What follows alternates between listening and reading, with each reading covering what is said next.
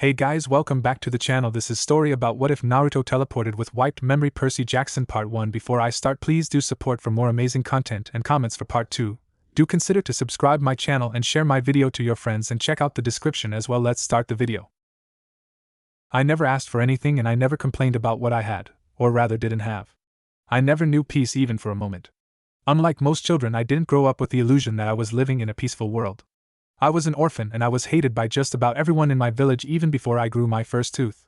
The only exception from even the very beginning was my sole role model, the man known worldwide as the Professor the Sandaime Hokage, Sarutobi Hijirin, who I had affectionately dubbed Gigi. Like any young boy, I grew up wanting to be like my biggest positive influence, who obviously was the old man, so I of course wanted to be Hokage. The problem was from the very beginning I had a severe disadvantage. First, the entire village hated me, and more importantly, I had the unfortunately luck of being what was known as a Jinchuriki. A Jinchuriki is basically a person who has a demon sealed inside of their body. Now, as far as we knew, there were 9 great demons collectively known as the Biju, tailed demons ranging from 1 to 9 tails.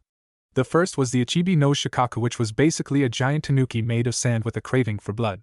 The next was the Nibi no Bakuniko, which was a cat made of what was thought to be hellfire. The next on the list would be the Sanabi no Kaide game, a giant turtle. Don't ask me what it's made of cause I never encountered it, so let's move on. Next came the Yambi no Saru, which I think is made of fire, though I'm not positive. Then came the Gobi no Irakoma, which is obviously a dolphin horse with the body of a horse and the head of a dolphin. The next is the Rokubi no Namakuji, which is obviously a giant slug. The next is the Nanabai no Kabutamushi, which is a mix between a rhino and a beetle. Next is the Hachibi no Kyogu, a giant freaking ox that appears to have been spliced with a squid. Finally came the Big Daddy, the Kyubi no Kitsune, a giant fox with an attitude and ego to match its height. Out of the 9, I contained the Kyubi, which was known as the most powerful and king of the Biju. It was just my luck the damned fox would attack the village the night I was born, leading to it being sealed into my gut and our long, beautiful friendship. Please note the sarcasm at the end. Truth be told, I hated that fox and he hated me, and if we could have, we'd have most likely killed each other. Now, unlike most Jinchuriki, I grew up ignorant of the fact that I was one. Hell, I hadn't even heard the word until I was 15. I found out about the fox when I was 12, though, after being hated for it with no explanation leading up to that point. Also, unlike other Jinchuriki, I neither worked with nor got along with my beast. Like my best friend Gaara, who had been the Ichibi no Jinchuriki who used to work with his beast and ended up a murdering psychopath until I put my foot up his ass when his village tried invading mine with the help of Oto a few years back. There were also the Nibi no Jinchuriki and Hachibi no Jinchuriki, and Yujito and Karabi, who were trained by their village to handle the powers of their beast and got along with them for the most part. It was just recently things started changing for me, though. First, my village was attacked and nearly destroyed, and in the end I was cheered as the hero who saved their asses. Not long later, the 4th Great Shinobi War kicked off and people started dropping like flies. Granted, I had already lost Gigi when I was 12 and my Kyofu, godfather, about a week before Pain's invasion of my village. On top of this, I still kind of felt guilty for the death of Gigi's son Asuma, no matter what anyone tried to tell me to the contrary. The first to die during the war was Kakashi, my former Jounin sensei, though he wasn't much of a teacher. Anyway, Kakashi died by the hand of my treacherous former teammate Uchiha Sasuke. He still got the last laugh, though, as he caught the team with that Sharingan technique of his Kamui. The next to go was the entirety of Team Guy, who'd fallen in the battle for IWA. My old teacher Iruka and my friend Enko fell next, along with Kiba and Akamaru in the battle for Kiri. Team 10 fell along with Gaara and his siblings when Suna was attacked. Then the unthinkable happened, Shino and my Hinata-chan fell in Kumo. My rage then, well, let's say it made my 4-tailed rampage seem like a nice walk in the park on a clear sunny day. When I got word, I went to my closest place to vent Oto, in Rice Country, who'd been supporting Madara in the damned war. That day I unveiled not only my knowledge of my father's Hiraishin no Jutsu, but my gift of utilizing the Mokutan element, which under my Kyufo's direction I had been hiding. Adding these two on top of my wind elemental abilities, I earned the nickname Susanoo. Oto was crushed and buried by the very earth that hid it, and I acquired the legendary Kusanagi from Kabuto's corpse. Not bad for a day's work, if I do say so myself. When I got back to the village, I learned I'd been named Hokage, which I had already seen coming. Not only did the village not have anyone stronger or better connected than me, but it was the easiest way to keep me in the village and thus out of Madara's clutches, as I was now the last Jinchuriki. We were in desperate need of a leader too, as the Alliance had this massive force of shinobi and no Kages to lead us, the only remaining one being my Bachan Tsunade, who was still in a coma from Pain's attack. Once again, I was a very well-connected guy. Upon entering office, I immediately began calling more allies, and I knew people everywhere: Takigakure, Yuki no Kuni, Nami no Kuni, Amigakure, Hashigakure, Tori no Kuni and Oni no Kuni to name a few. With a single call for help I had a massive army under my command, and I had honestly never thought I'd see so many shinobi and samurai gathered in one place.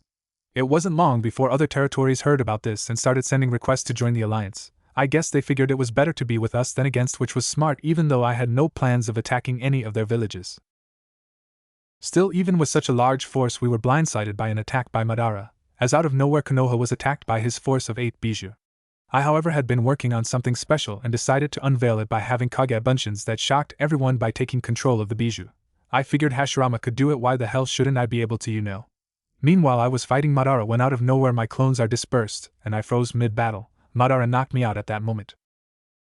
When I came to, I was in the one place I hated being most, in front of the fox. That damn thing's breath stunk to high hell. Now we're both pissed even more because we were forced to speak, and even worse, Madara was in the process of withdrawing the Kyuubi from me to release the last hold of the Jubi. Now that's another thing to get into. Apparently a long time ago, even before the bijou I knew of existed, the Jubi. Now this bastard was so bad the Rikudo Sannin sealed it into himself, and sealed its body within the moon of all places. Then nearing his death he split the Jubi's power into 9 separate pieces that, wouldn't you know it, formed the bijou. Now at this point I'm like, to hell with it. Majority of my friends were already dead, and all I had back in the leaf was Sakura, Tsunade having died when the safe house she was in blew up. On top of this I'm going to die anyway, so I figure what the hell, right? So I gather as much wine chakra as I can while still in my mindscape and compress it like a raisin gan, and then released it. Everything around me was shredded instantly, and I had the experience of having a cave collapse on top of me. Still, I'm not really bothered by it, honestly. I mean, I killed the bad guy at least, so the war's over. The statue holding the bijou was destroyed, so nobody's ever got to worry about the Jubi again. I was tired of fighting, and honestly I just wanted to be with my Hinata-chan again. It was time I got to enjoy some peace, right? I should have known I wouldn't get that wish.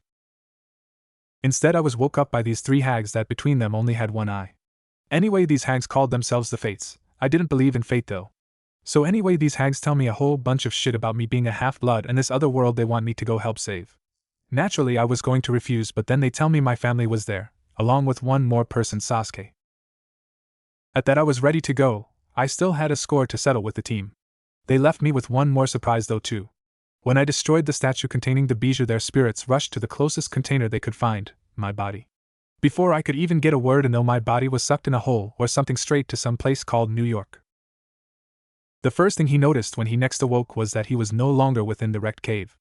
Instead he now found himself lying upon the sand of a beach that stretched for as far as he could see, both in front and behind him. To his right was an ocean with the purest water that he'd ever seen.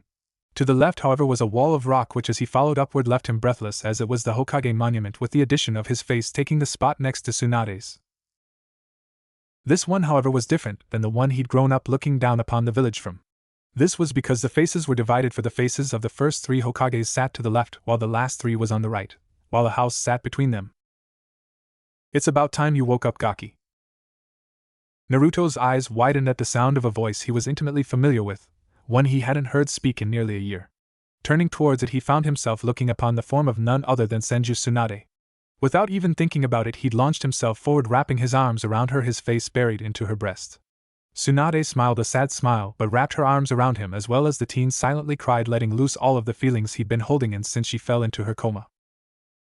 It's alright, Naruto-kun, I'm not going anywhere. I won't leave you again, said Tsunade, quietly stroking her fingers along his back.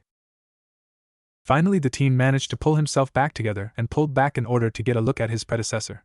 The first thing he noticed was that she appeared younger, maybe about 18 instead of the 30 she had masqueraded as when he met her. The second thing he noticed was that he was slightly taller than her now, the woman standing only 5 feet 7 inches while he had grown another few inches, stopping at 5 feet 9 inches. The final thing he noticed, however, was her state of dress, which consisted only of a light green 2-piece bikini which caused a blush to cover his face. Tsunade laughed at that, a sound that made his heart feel a bit lighter yet made him more embarrassed. It's nice to know even after sleeping with you, I can still get you to blush so heavily, said Tsunade, causing his blush to deepen. In the aftermath of Jiraiya's death, he had blown up on her about allowing Jiraiya to leave on his own, blaming her for his death. He'd returned that night and apologized to the woman, only to wake up in her bed the next morning holding the nude Tsunade within an embrace. They had never spoke about it, as he'd left for his sage training that same morning, and she fell into her coma the day he returned, having used all of her energy to help those who'd fallen at Pain's hands to recover. How started the teen, only to be interrupted by the elder blonde as she pulled him to his feet. Come on, Gaki, there are some people waiting to see you, said the woman, pulling him along by his right arm, which she'd wrapped with her left. After a bit more walking, they came upon the sight of a few more people occupying the beach, all women. Within the water there was a woman with long blonde hair that fell down and covered her backside, wearing a two-piece tan bikini, the top of which struggled to contain her bust. Along with her was one with long black hair dressed in a white two-piece, and one with long blue hair wearing a lavender two-piece. On the beach was a woman with long red hair that wore a dark blue two-piece. Finally, next to her was a sight that brought a tear to his eye, as lying next to her, staring into a sphere of chakra, was Konohamaru, wearing red swim trunks with monkeys printed on them. Ero-sanin was actually right. Heaven actually is a beach with girls in bikinis. My Ototo is a bonus though, muttered the blonde, causing Tsunade to chuckle. Not quite, Naruto-kun, this isn't heaven. Unlike us, you never died. This is your mindscape the way it was meant to be, said Tsunade, shocking the teen. Because of his shock, the blonde failed to notice that all the women had stopped what they were doing and began making their way over towards them until they were right in front of them. Hello, Naruto-kun. The voice was one he recognized intimately, and immediately had him setting his sights upon a face he was intimately familiar with, along with a pair of lavender eyes. Hinata-chan, how, muttered the blonde, slightly choked up by the sight of her. We are gifts to you from Kami-sama, stated Tsunade, catching the young man's attention. Kami-sama has watched over you all of your life. Despite everything being against you, somehow you managed to push through it all and come out the way you did. Not only that, but you united the nations and brought about true peace. Because of this, Kami-sama saw fit to bring us to you, said Tsunade, causing the blonde to look at her in confusion. Gaki, when that cave collapsed, everything within it was destroyed, including the statue containing the bijou. With nowhere else to go, their essences were drawn within the seal on your body. However, the bijou are nothing more than raw chakra constructs. They don't have souls or bodies and are nothing more than raw chakra constructs driven solely by instinct, stated Tsunade, getting a nod from the blonde, who knew this much already. When your body took in all of those essences, they combined once more and formed into the jubi. Now, as for how we came to be here, as you can guess, each of us had died. So what Kami-sama did was place our souls within your body to merge with the different chakras, one for each bijou, giving you the companionship you desired but never got to truly claim. Now the thing is, the bijou each gained a human form upon being sealed, but Kami-sama allowed us to keep our own. Finished the Hyuga woman, getting nods from the other women. So that would make you the new bijou, stated Naruto calmly. Correct, and as the three hags told you earlier, we, the bijou, are yours. Not only are we to act as your battle companions, but some of us your mates, said another blonde, causing the boy's eyes to widen upon recognizing her. Temari! What the hell? Exclaimed the teen. What, not happy to see me? Demanded Temari with a glare. No, I'm happy, but I was pretty sure you were with Shikamaru. Plus your brother's my best friend, said Naruto, causing the woman to calm down. True. In fact, Gaara volunteered for this. Kami-sama wouldn't allow it though, since he's already been brought back once. My family owes you, so I accepted. Besides, Gaara always wanted to marry me off to you to unify the villages, which I had agreed to do, explained Temari, getting wide eyes from the former Hokage. Now, since you've met the new Ichibi, I'll introduce you, though most of us you already know, said Hinata. The redhead next to me is Teremi Mei, who you know as the Godame Mizukage. She's the new Sanabi no Kaide game. Next, as you can see, is Konohamaru, who has become the new Jambi no Saro. The black-haired girl is a girl you met in Nami no Kuni named Haku. She is the new Gobi no Irakoma. Tsunade-sama has taken on the role of Rokubi no Namakuji. That would make me the new Kyubi no Okami. As the Hyuga finished, Naruto was surprised to see each mentioned person change slightly as the appropriate number of tails appeared for each, along with a set of ears replacing the human ones. What happened to the Nibi, Shichibi, Hachibi? Why'd you call yourself Kyubi, and what happened to the fox? Asked the blonde with a raised eyebrow. Kami-sama couldn't find anyone to replace those three, and none of the former Jinchuriki wished to return to the living world. They are, however, in your possession, and you can do what you wish with them. I see, said Naruto with a sigh. And you all agreed to this? Questioned Naruto skeptically.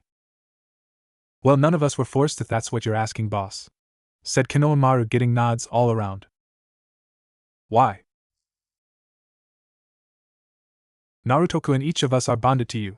Even before accepting our new roles, we all felt a bond connecting us to you. Somehow you managed to endear yourself to all of us in such a way we couldn't help but become attached to you. Following you on this new path was only natural, explained Hinata with a soft blush.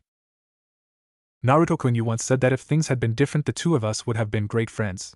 I believe this is that chance we both craved, said Haku with a kind smile. I told you as one of the last Uzumaki, you're not getting rid of me easily, Hokage Dano, said Mei with a smirk. Don't think I'm letting you have all the fun, said Konohamaru with a large grin. Wait, what about my contract with the Toads? Questioned the blonde with wide eyes. That's valid until you die, and seeing as how you're immortal you don't have to worry about losing it. Nobody ever said you couldn't have more than one summon after all. The only reason there's a contract for us is because you're allowed to share it with family if you choose. Wait a minute, let's back up a step. When did I become immortal? Asked the blonde.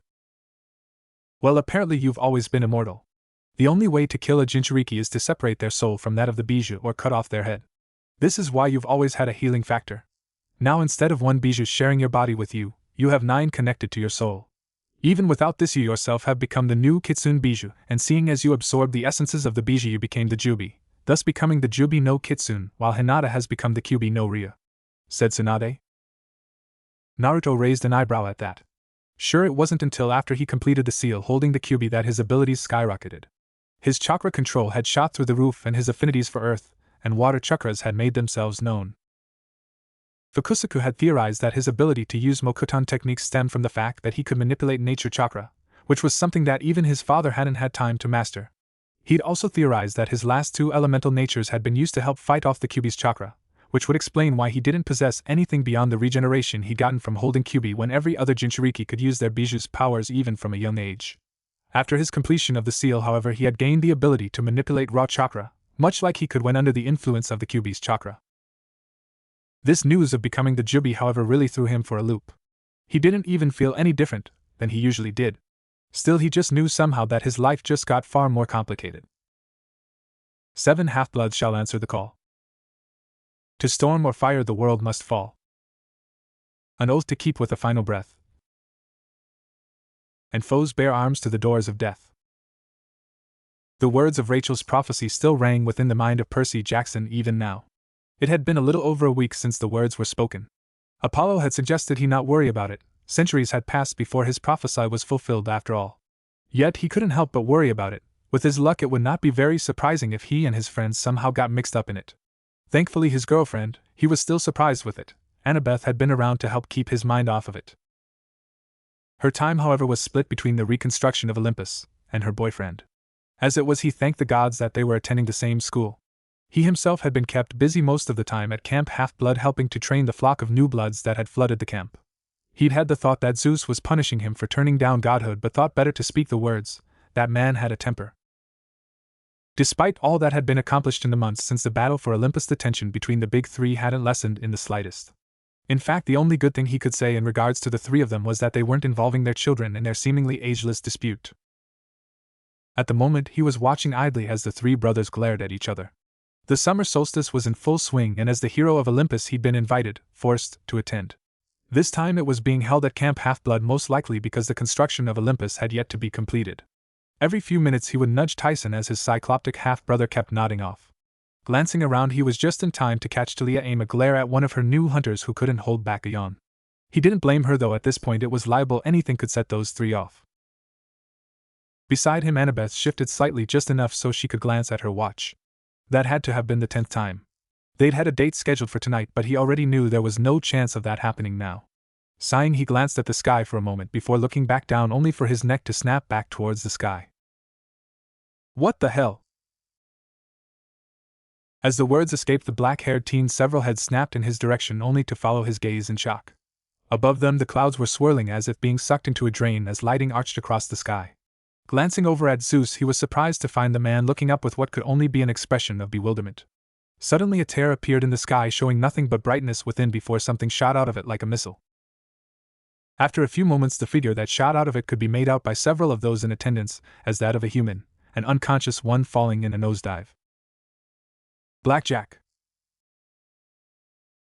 The call had left him even before it had registered to his mind.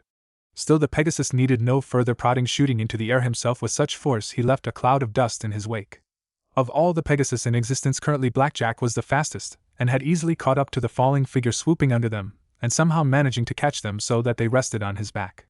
As the winged horse swooped back towards them, he easily landed, causing several sets of eyes to widen as he did so. The young man on his back was covered head to toe in blood. His pants had been reduced to mere rags while his torso was bare, allowing for the multitude of wounds upon it to be seen. Yet the most amazing thing was that even as they looked upon him, his wounds could be seen closing one at a time. Finally, everyone was snapped back to reality as Chiron plowed forward, removing the teen from Blackjack and taking him into his arms. Even with the few short moments he'd been upon the Pegasus, his black fur was covered in blood from where the boy was. Then Apollo himself strode forward, the sun god simply placing his hands on the boy before the speed picked up. Amazing, breathed the god after but a moment of contact. What is it? Demanded Zeus almost immediately. The boy's isn't healing so much as he's regenerating. From what I can tell, his very physical makeup surpasses that of any human or demigod I've ever encountered. Not even Hercules had a bone structure this dense. The amount of power flowing through him is phenomenal even compared to a half-blood. I can even feel the very elements within his body: water, earth, wind, and there are even photons present within him, said Apollo. An interesting one, isn't he, young Naruto? At the voice, all eyes widened as the three fates appeared before them. Their appearance was surprising, as the three sisters rarely ever bothered with the affairs of the gods. They were older than even the big three and merely did the job they had. Like the Red Sea once did for Moses, those gathered around split, allowing for the trio to pass through unimpeded. As such, it wasn't long until they stood before Chiron and Apollo. The only problem, however, was the blonde was gone. And that's it. I was originally going to make it longer, but I'm settling as I'm tired of writing this chapter. Honestly, I'm not even sure if this FIC will even live long, so we'll all be surprised with how this turns out, as I still haven't even thought out everything needed for this thing. As one, the three fates turned so that they were facing the onlookers, causing the gathered gods and halflings to follow their gaze. The sight that greeted them was one that gave even the gods pause. Standing behind them upon the water was the blonde they'd been looking for, surrounded by a sphere of water. After a few moments, the water dropped onto him, drenching his form, only for him to be surrounded by a column of wind in the same instant. A few seconds later, the wind faded, only to show he was surrounded by smoke before a gust of wind blew that away. Once clear, they could all see the blonde was clear of blood and was now dressed in a fresh pair of black pants and a netted shirt. Over that he wore what some recognized as a short-sleeved red haori with black flames depicted coming up from the bottom.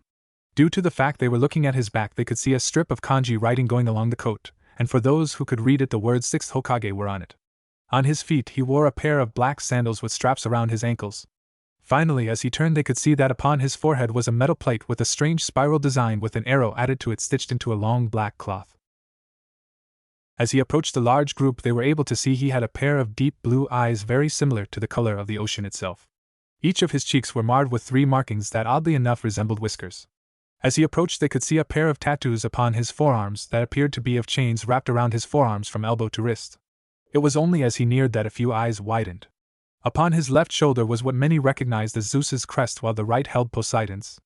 As he neared, many of the gathered females began to drool mentally upon seeing the solid 6-pack of abs and defined muscles along his arms. Finally, the blonde stopped moving as he stood before Apollo and Chiron, not even glancing at the others gathered. "Thank you for your aid. Without it I would have been out for quite a while," spoke the blonde, bowing his head slightly in gratitude. "No thanks are necessary, young one. Healing is what I do," stated Apollo, hiding his surprise rather well from all but his fellow gods. "If all healers were like you back home, I wouldn't have grown up hating them." With that, the blonde turned away, not seeing the reaction from the man. Instead, he walked over and raised an eyebrow at the black-furred winged horse, but shrugged it off rather quickly. "Thank you for catching me. While I would have lived, such a fall would have hurt badly." As the blonde said this, a hand ran along the horse's side, surprising all the teens when the horse didn't react negatively. At least until everyone noticed the ball of red liquid that began to gather in the blonde's hand as he moved it along the horse's side before he tossed it aside, leaving the Pegasus blood-free. "Now then, not that I'm ungrateful, but what do I owe you for this second chance at life?" questioned the blonde as he turned to face the 3 fates.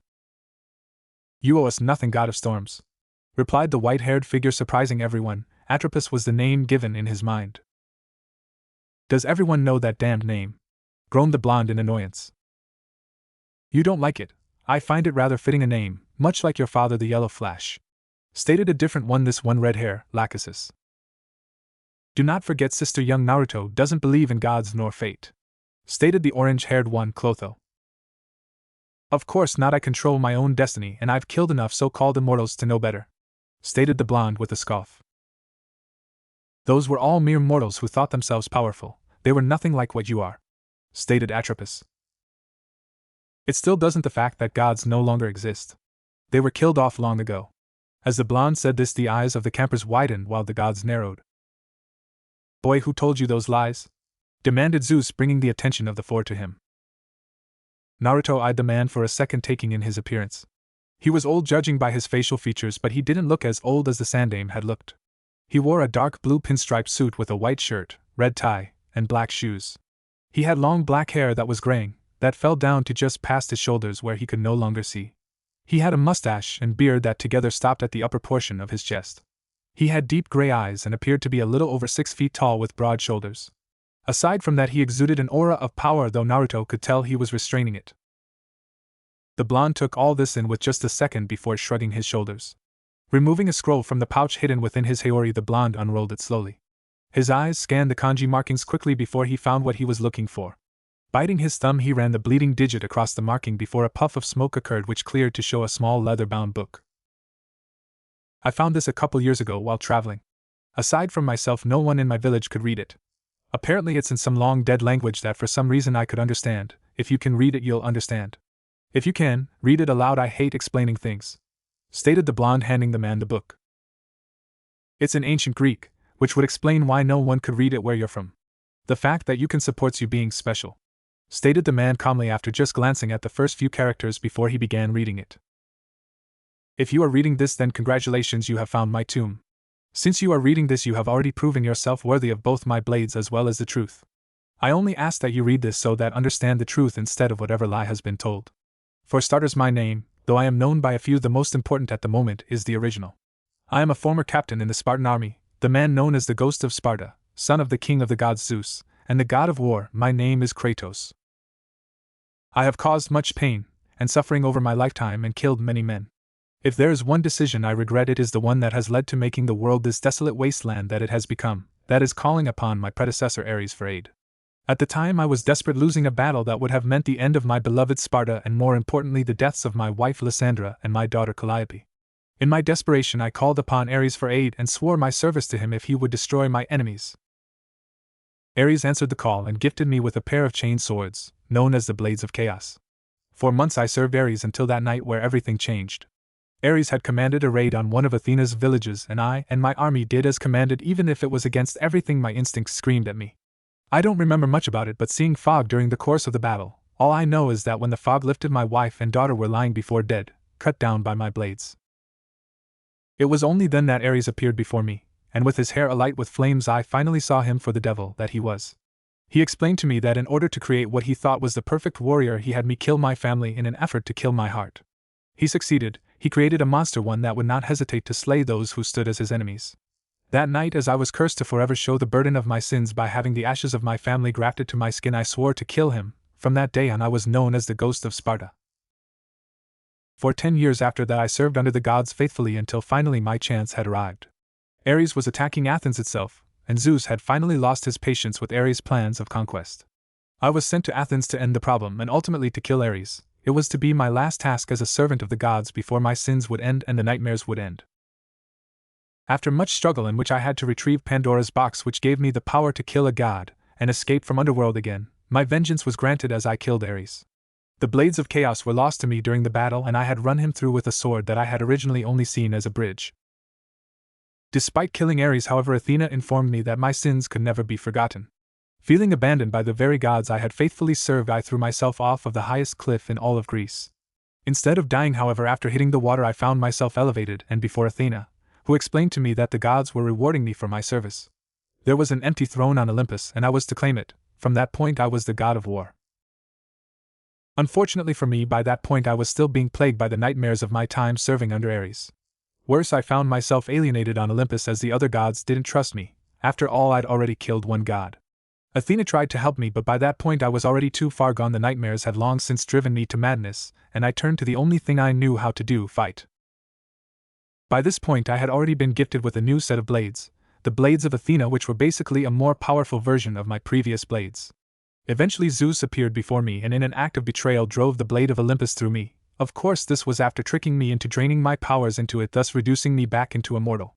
Instead of dying I was saved once again, this time by the Titan Gaia. At Gaia's direction I journeyed to the home of the Sisters of Fate, to turn back time to when Zeus was vulnerable, when he was preparing to kill me. Like always, my anger and thirst for vengeance blinded me, and I journeyed to the home of the three sisters, stopping to pay a visit to Typhoon and Prometheus along the way. After a bit of struggle, I killed Perseus, Theseus, the sisters, and took control of the threads of time. When I went back, I surprised Zeus and nearly killed him if not for Athena's interference. Because she stepped between us, however, Athena died instead, though before she died she told me the secret that had been kept from me, that Zeus was my father. By this point there was no stopping me, and like Zeus, who once tried to kill his father, so would I accept I would succeed. When I went back to Olympus, it was with the support of the Titans. I had gone back through time to just when they were defeated and brought them back with me when the gods were weakest. The Second Great War, as I call it, didn't last long, at least to me. It didn't take long for Gaia to betray me and drop me into the underworld. When I fought myself up this final time, I was on my own side. Athena had appeared before me again, telling me she had ascended into a new level of existence, and seen truths that she hadn't before.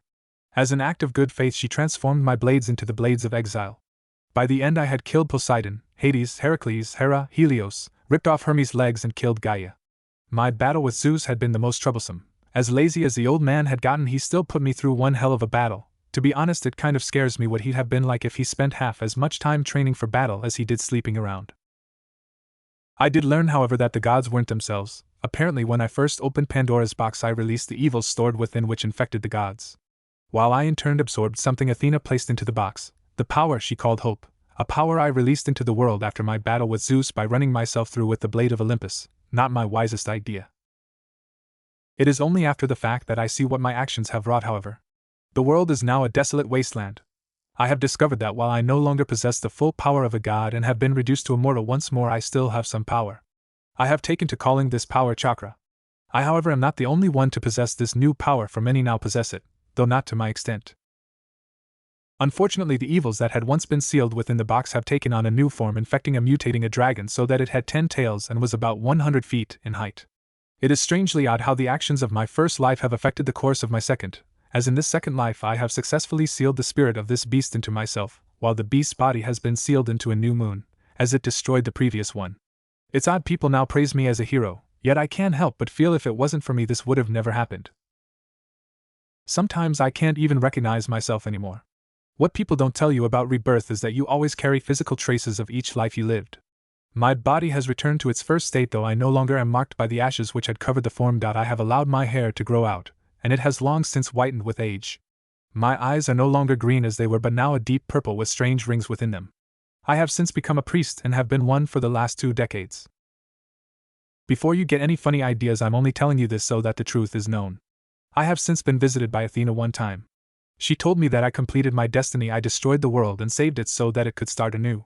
I'm sure Poseidon's laughing now. Pompous always said I'd destroy the world. Who'd have thought Kratos had a conscience? Said Atropos. Perhaps Ares didn't make him into the monster we thought he was, said Lachesis. Wait, that was true?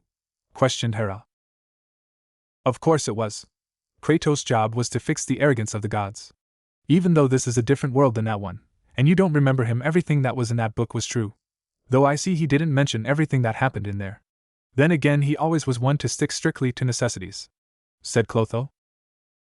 That's all well and good, but what about the boy? Why is he here? Questioned another one of the gods, this one kind of short with a chubby face, wearing black pants and a shirt with plant designs on it. Figure it out, we're not going to give you all the answers. With that said by Lachesis, the 3 faded away, shocking everyone.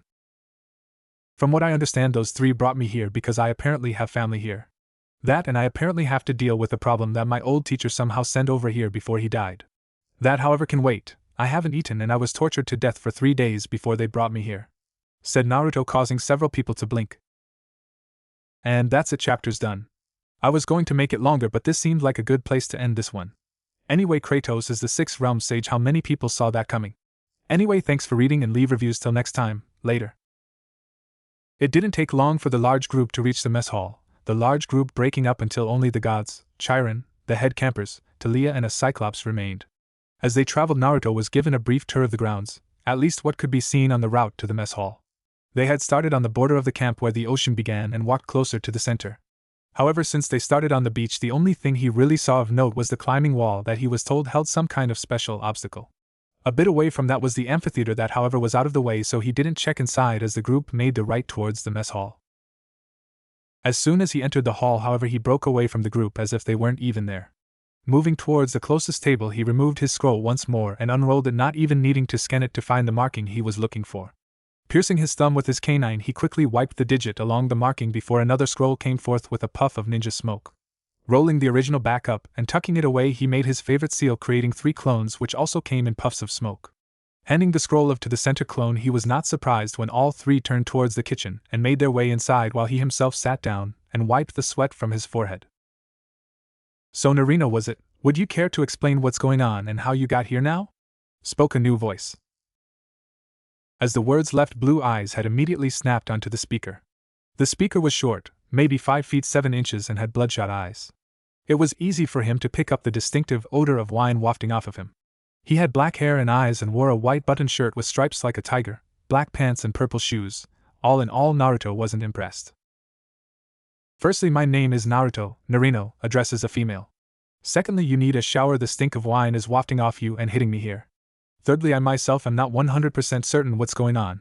I can't find out until I can summon someone to tell me, and I currently lack the energy to perform such a feat," stated the blonde, causing the man to snort. "What I can tell you is that our 2 worlds are connected.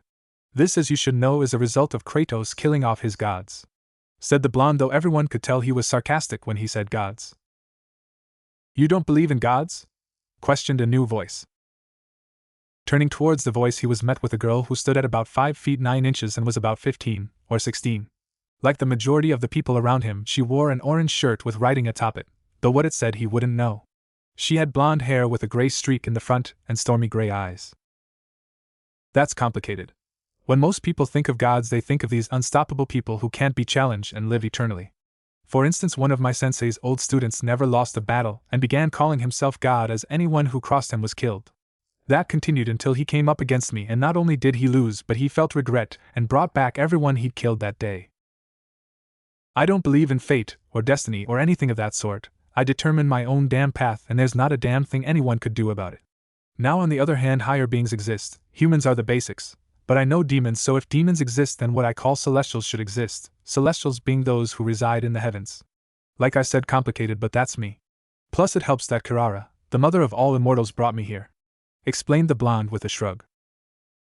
Before any more could be said, Naruto's clones made their reemergence from the kitchen, carrying trays, immediately placing them before Naruto. Naruto took a big whiff once the trays were sat on the table and sighed as a relaxed and pleased expression came to his face. "This is how I know celestials exist. The food blessed by Kirara herself, a gift given to the world. The Uzumaki special, ramen with a miso broth served with pork, beef, lobster, green onions, dried seaweed, and fish cakes. Just like old man Ichiraka made it. May the log have mercy on the departed souls of Tsuchijiji and Ayame," said the blonde with a sigh. "Amen," muttered the clones, causing many to raise eyebrows. Before the blonde could dig in, his tired body willed itself to move as a blur was seen out the corner of his eye. Lashing out at the blur, the figure came to a stop, parrying his chopsticks with a set of her own. This woman was beautiful in a way that calling her stunning would seem like an insult. Naruto, like many men, had always believed Tsunade was the most beautiful woman alive, but this woman had taken beauty even further. She had long brown hair that shimmered in waves down to her back and hazel green eyes. Her skin was flawless, much like Tsunade's, only with a bit of a tan. However, at that moment none of that really mattered to the blonde. "Lady, step away from the ramen. To come between an Uzumaki and Ichiraka's isn't wise, and this is a feast out of your league," said the blonde, his eyes burning with intensity. "No can do, kid. I haven't smelled such deliciousness in forever. Besides, you're looking at a record holder, 18 bowls," said the woman, flashing him a challenging stare. "That's kid stuff. I hold the record, 25 bowls," retorted the blonde, flashing an equally challenging look. "A duel then?" questioned the woman. "You're on. Keep them coming," retorted the blonde before barking the order to his clone. With that, the two separated as the woman took a seat on the other side of the table and a steaming hot bowl was placed before each of them. As the bowls were placed, the two glared at each other with an intensity that only defending the gloriousness of Ichiraka's brought out of the blonde before finally a clone signaled them to go. What followed was something none of those gathered were prepared to witness from the two. The moment the command was given, their heads went down, and they were like vacuums. As the food disappeared, their arms mere blurs. Clones kept coming with more bowls as the two devoured the food broth, and all leaving stacks of empty bowls in their wake. Finally, they sat back and released a satisfied sigh before turning to one of Naruto's clones that had remained nearby the entire time. 27 for the lady. said the clone, his tone showing he was impressed. 28 bowls for the boss, we have a winner, said the clone a few minutes later, causing the woman to pout and Naruto to smirk. A feast worth of the Akimichi, Choji would be pleased, said Naruto with a melancholy smile, his clone dispersing itself in the same moment. Not bad, we'll have to go again sometime, said the woman, raising chopsticks in a salute which Naruto mimicked. Alright, now that disturbing episode has passed, can we move on? Muttered Zeus, causing both to blink and tilt their heads before shrugging in sync with each other. Naruto stood to his feet and stretched before moving around the table and biting his thumb enough to draw blood. In an instant his hands became blurs as they went through the familiar seals, and a little dome of dark blue energy burst out and surrounded him, blocking him from view. At the sight of the dome, all eyes widened in shock as a wind whipped up in the room from the force before the energy was sucked back into the boy. Kuchios no jutsu, muttered the blonde. With that, the teen slammed his blood-covered hands on the ground. At that moment, a large line of script scrawled outwards from his hands, covering the ground before him and spreading before everything it touched was engulfed in smoke. When the smoke cleared, 3 people were seen standing next to the teen. The most notable was the oldest, that appeared in her mid-20s. She stood at 5 feet 3 inches with brown eyes and had long blonde hair tied into 2 tails that trailed down her legs and a purple diamond marking in the center of her forehead. She wore a pair of gray pants with a massive shirt and a green jacket that was left open. She also had the biggest pair of breasts many in the room had ever seen. The second figure was also a female, this one standing at a height of 5 feet 2 inches. She appeared to be about 15 or 16 years old, and had dark blue hair and milky white eyes with a tinge of lavender. She wore a lavender and cream zip-up sweater, while the collar of a fishnet shirt could be seen. She wore navy blue pants, a haidite tied around her neck with a black cloth, and a pair of heeled black sandals. The third, however, was a boy who stood at a height of 4 feet 6 inches, who could be no older than 12, with short but spiky brown hair and black eyes. He was different from the others, as all he wore was a pair of gray pants. His torso was exposed, showing it was covered in red fur, only his chest and stomach missing it, allowing his solid six-pack to be seen, along with a red tail that he quickly wrapped around his waist. I was wondering when you were going to call Gaki, said Tsunade as she pulled the boy into a one-armed hug before placing him down, her hands now glowing green. You look good, Gaki. I'd say a good night of sleep and you'll be fully recovered, said Tsunade, getting a smirk from the blonde. Damn, it's loud and bright out here, and is the world always this way for you? Questioned the boy. It's the advanced senses, you'll get used to it soon. You'll also find your chakra reverses increasing drastically. You'll have Jounin level reserves in no time and then surpass that. As a downside, you'll have to work on chakra control constantly, but you only need 4 hours of sleep instead of 8, so that's 4 more hours of training, explained Naruto. Okay, how did they get in here? Questioned someone in the crowd, causing all 4 to raise eyebrows. You guys act like you've never seen someone summoned before, said Konohamaru with a snort. That's because they haven't, Gaki, they're all civilians, said Tsunade, smacking him upside the head. Right, anyway, the 2 ladies are Tsunade and Hinata, the Gaki is Konohamaru. I don't know their names, but I assume they are who I should be talking to, said Naruto. Correct. I told you when you arrived you'll be in front of the people we're supposed to support, said Tsunade. Perhaps you can explain what's going on now, Tsunade-sama, said Hinata before she practically fused herself to Naruto when several eyes turned on her. Fine, sit down, this will take a while, said Tsunade, plopping herself down next to Naruto while Konohamaru sat next to Hinata. Looking around, she was surprised when all the children sat close and on the floor, while the adults who she knew to be the gods sat at the table with her or stood in hearing distance. Now to start, you should all know who sent us here. Kirara, the Emerald Empress and the first true immortal, the one who created all in existence. Now when she created this world there were only 2 immortals, the Sky Father and the Earth Mother. As I'm sure some of you know, these 2 had a few children, however the Earth Mother grew to despise the Sky Father and lured him into a trap where their son chopped him to bits with a scythe his mother had gifted him, explained Tsunade, causing the gods to look up as they all knew who she was talking about. Upon the naming of the goddess, however, each god shuddered for some unknown reason before regaining their composure. However, this gave birth to the last 2 children the 2 had. Before the second could form, however, it was trapped due to the emergence of the first. When Kratos went on his rampage, the second was released and became infected with all the evils that had once infected the gods. The second child became an entity of pure chakra, which became known as the Jubi no Ryu. Naruto, as you know, before Kratos died, he used the last of his power to split the Jubi into 9 equal parts, thus forming the Bijou, as the Jubi's body was already sealed within our moon. Of course, by the time we came around we had no knowledge of this, Hell, we didn't even know the sage's name until Naruto told us. Now unknown to most, there is a bridge connecting our two worlds. From what I understand, Kirara used this bridge to send the essences of the gods into our world at different intervals so that we could continue to survive the harshness of our world. Of course, when she did so, no god had knowledge of being one, explained Tsunade, causing several eyebrows to be raised. Naruto, we are the culmination of their travels. The former Jinchuriki were the ones with the strongest godly blood. In some cases, the Jinchuriki were actually gods who Kami-sama felt needed to be humbled due to growing arrogance, explained Tsunade, causing Naruto to pause. Are you saying that? Started Naruto shakily. Yes, your mother was one such god or goddess according to Kirara. However, you are different than the rest of us. Kirara claimed you as a newborn to be her champion, and certain gods were chosen in order to bring you about, explained Tsunade. Your test was harder than everyone else. While the rest of us folded under the pressure, you didn't. Not even the Kyuubi itself fazed you. You fought your way through with sheer stubbornness and the will to prove the world wrong about you. Meanwhile, I ran away from my problems. Nagato hid from them and Jiraiya just avoided them. Even with your confrontation with the Uchiha at the Valley of the End a couple years ago, you stuck to your beliefs and took the harder course of action. Of course, without your immortality, that would have killed you. Anyway, the Mangekyo Sharingan technique Karu uses the bridge connecting our two worlds. When Kakashi used it on Deidara's arm, it landed somewhere in this world. Subsequently, when he used it against Sasuke, he was sent here.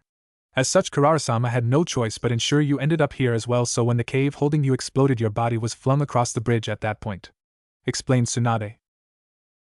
How is it that he obtained immortality?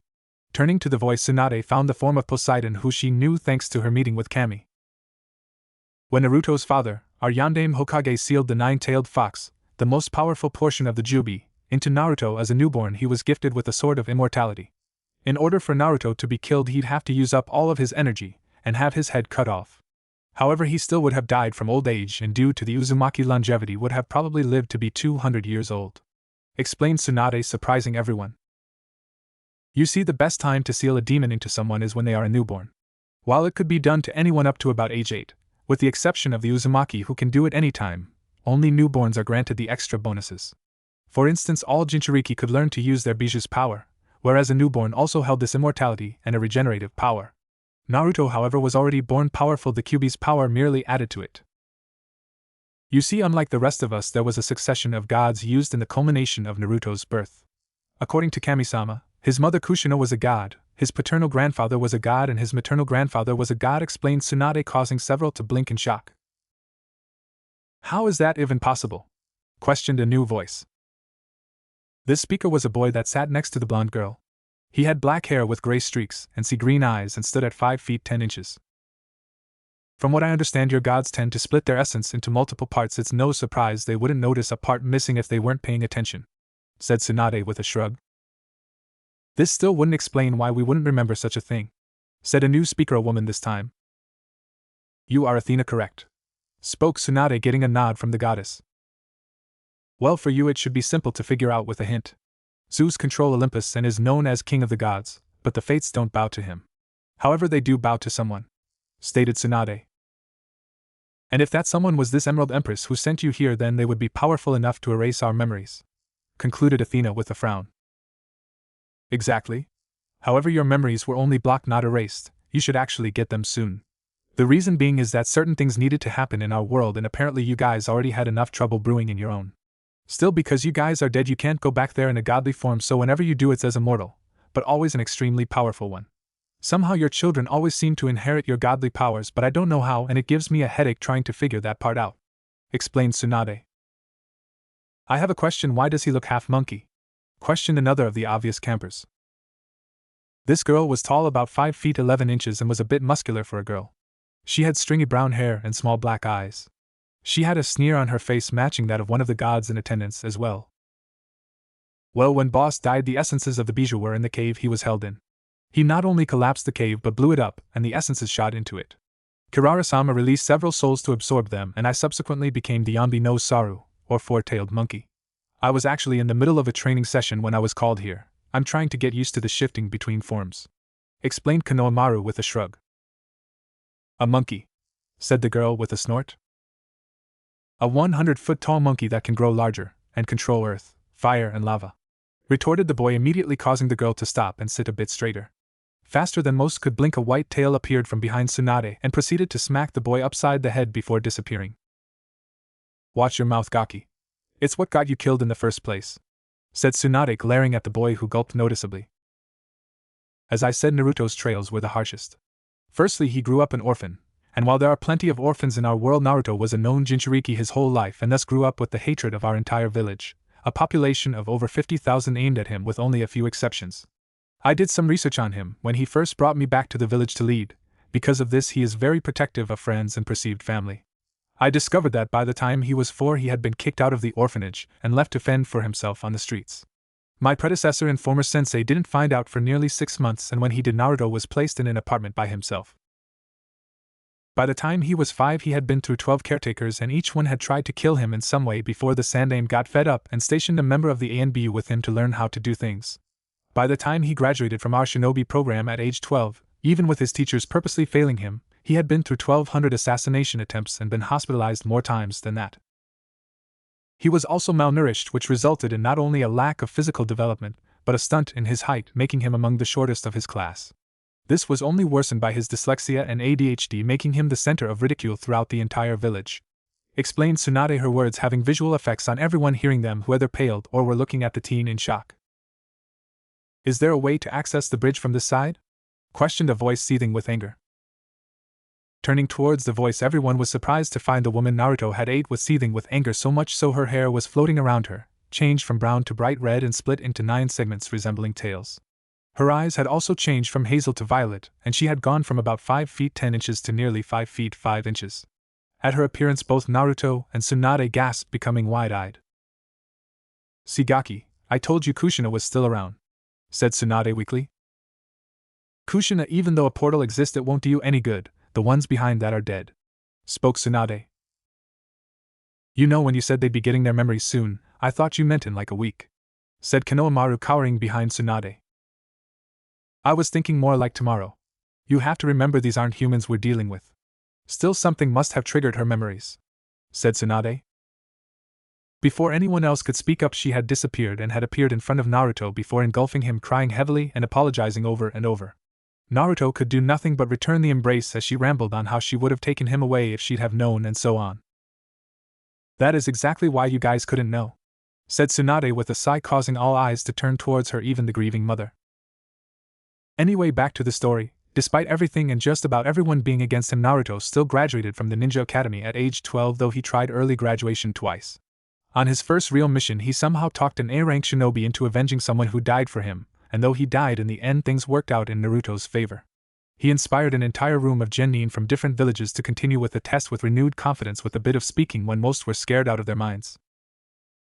He pulled the stick out of a Hyuga's ass, which most thought was impossible, showed an insane Jinchuriki a path in life that didn't involve killing everyone he came across, talked me into becoming Hokage, talked a rogue princess into retaking her country and throne.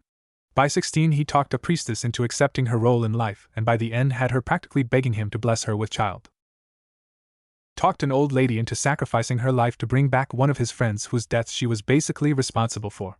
He defeated Nagato, who before had never lost a battle, and talked him into bringing back everyone he killed that day. His right hand was even convinced into helping the Gaki out along his path. Long story short, the Gaki became an inspiration, a person who so many people liked. He was able to build up a grand army comprised of every military power we have to offer, with him at the head.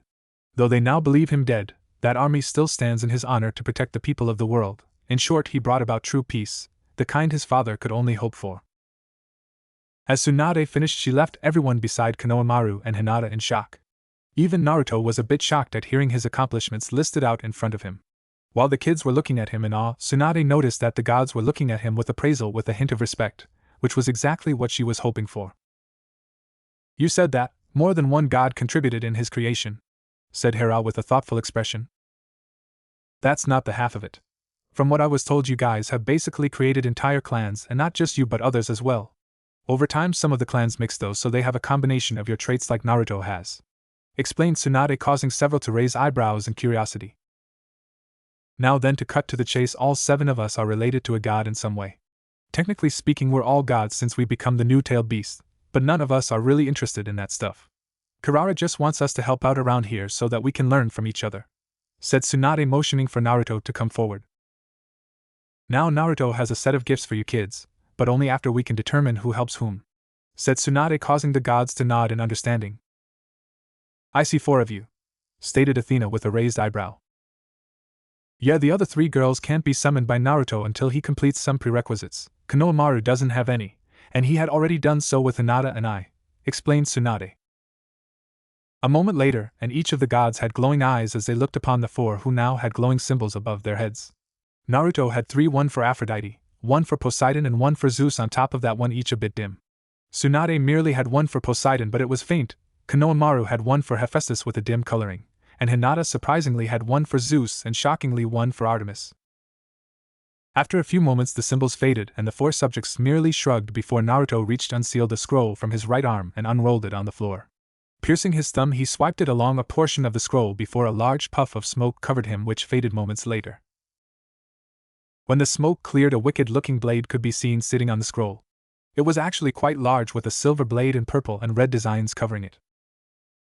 "Okay, this one goes to Clarice-san. It's called Tenken, or the Heavenly Sword in your language. I found this blade about 3 years ago. It's actually my second sword. From what I understand, you normally use a spear, but I thought I'd give you this. Apparently this blade was forged for descendants of the god of war. While at the time I didn't believe such talk, I found I couldn't wield it without it trying to suck away all my energy, which was apparently a failsafe," explained the blonde. Clarice, the girl that had commented on Konohamaru's appearance, picked up the blade one-handed as she eyed it with an expert's eye. Stepping away, she gave it a couple practice swings and found it was heavy, which would require training to use. Digging back through the scroll, Naruto was covered by another cloud of smoke, which cleared to show him holding a black rod with a broken arch on the end and a hole in the center. "Taliya-san, this is the Raijin no Ken, or the Sword of the Thunder God. It belonged to my predecessor, Tsunade's great-uncle, Senju Tobirama, our second Hokage. The hilt emits a blade of lightning-like energy. This was my first sword, one I recovered from a trader who stole it after setting up his student. We'll have to teach you some things before you can use it though," explained Naruto, tossing her the hilt. Raising an eyebrow upon catching it, Taliya frowned, not seeing a switch, but tucked it away regardless after receiving a subtle nod from both Artemis and Zeus. Naruto, however, was once again surrounded by smoke, which cleared to show a large double-headed spear which looked to be glowing purple. "Now Tyson-san, this is the Spear of Destiny. It is one of the many weapons I found in the tomb of Kratos. I had initially had a couple other thoughts for you, but I settled for this one," explained Naruto. Now Tyson was a massive figure, easily stockier than everyone in the room, and strangely enough had only a single eye in the center of his head. Regardless, the boy picked up the spear, which easily grew to fit his frame. With a childlike giggle, he twirled it before moving back to his place and settling it across his lap. "Annabeth-san, these are trench knives. Now they belong to an old friend of mine, Konohamaru's uncle, before he passed. Since from what I can see you're a close-range fighter, but you prefer smaller blades judging by that knife you hold. When Asuma used them, he used to channel wind energy to them for an extra kick, but we'll see what you can do with them," said the blonde, handing her the knives. At this, the blonde girl took the knives and thanked him softly before sitting beside the boy, who was obviously her boyfriend. As soon as she moved back, Naruto was covered by another cloud, which cleared to show a set of spiked chains with a hook at each end. "Nico-san, these are the claws of Hades. These were some of the blades that I found in Kratos' tomb. From what he said, they once belonged to the god of death, before he took them off his corpse. According to his notes, these can be used to rip the souls out of your enemies and even let you control them in battle. Your father can teach you to use those, but I still have some things to train you on." Nico raised an eyebrow at this information as he walked up. Looking the boy over, Naruto found that he was about 12 years old and had messy black hair with dark brown eyes. He wore a pair of black jeans with a matching shirt.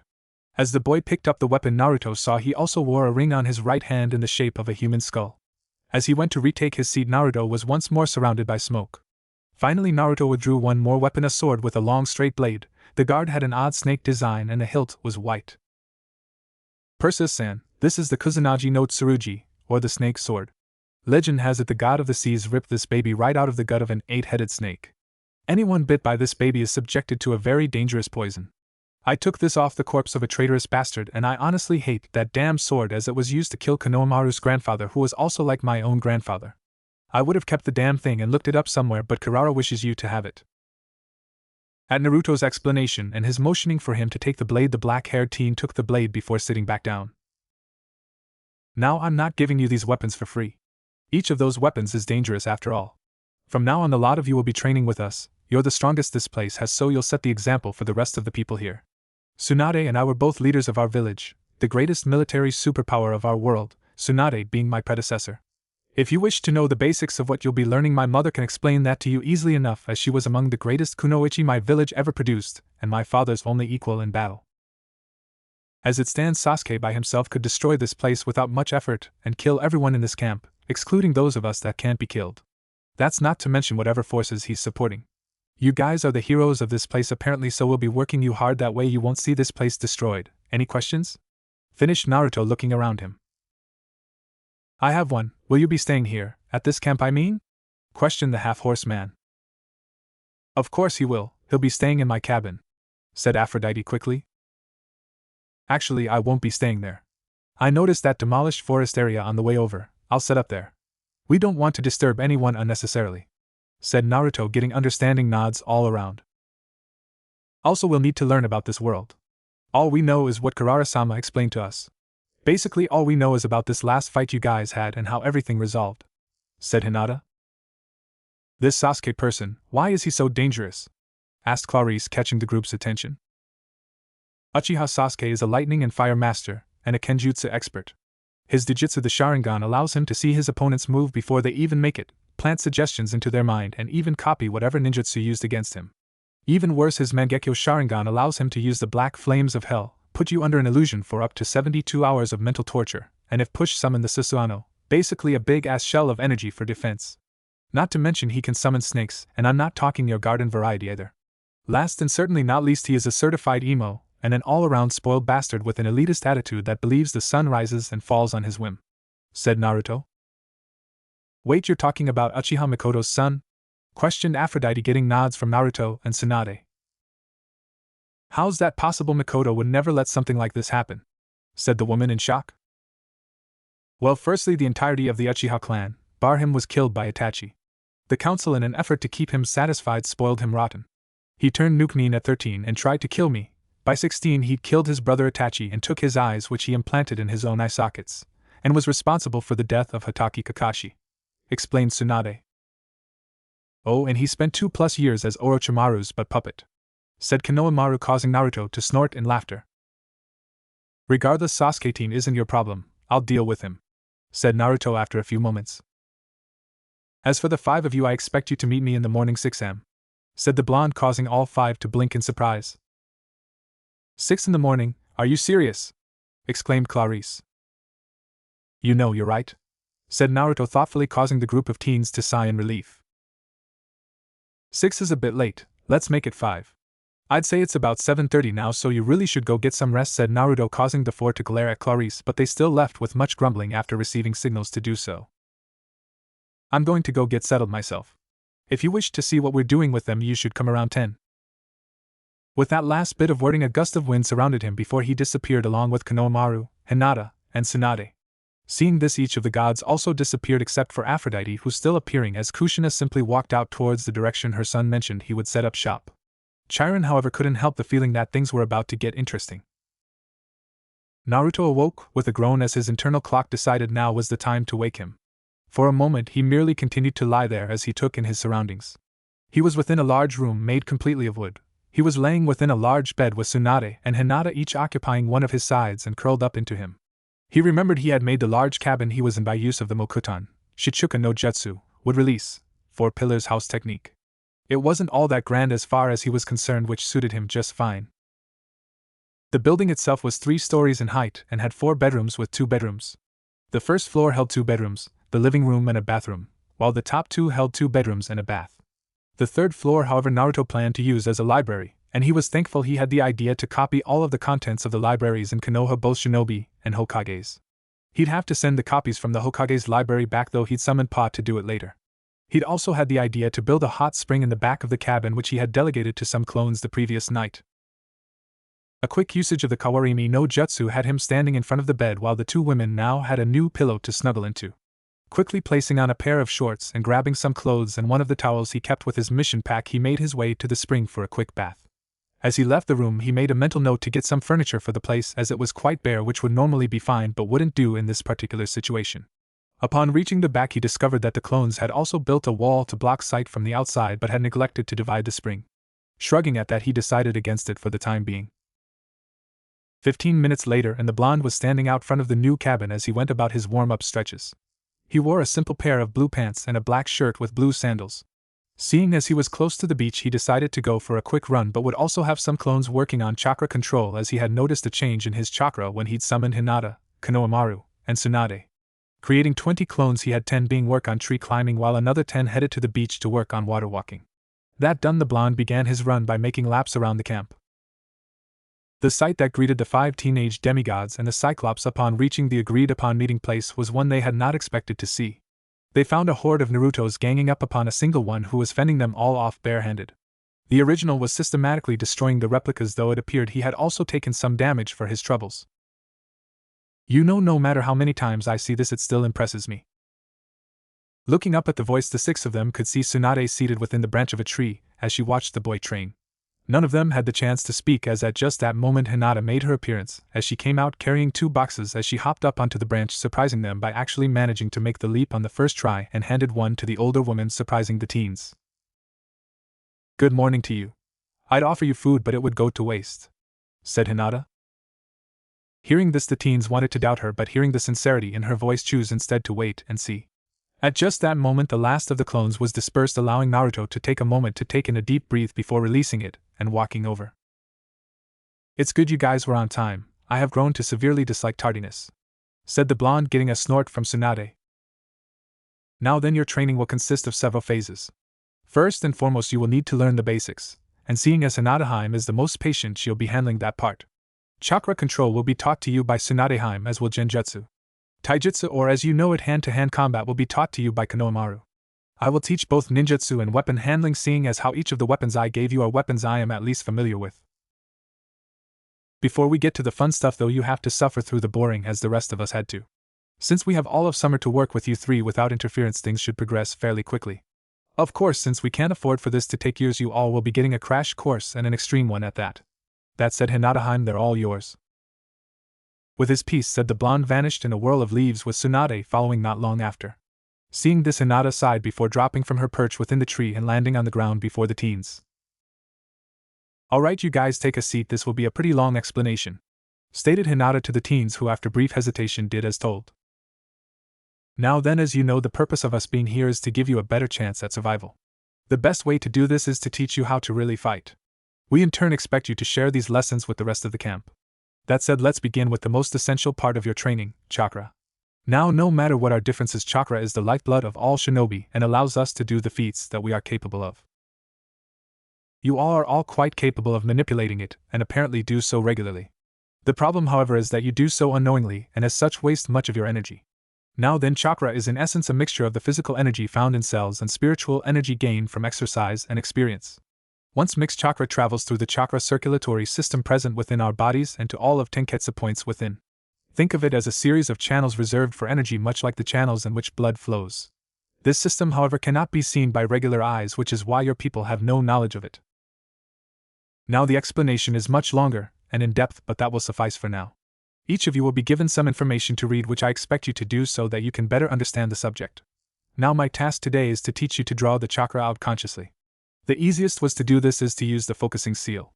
There are 12 basic hand seals which you will learn, which will enable you to not only channel chakra but perform feats of which you may have thought impossible.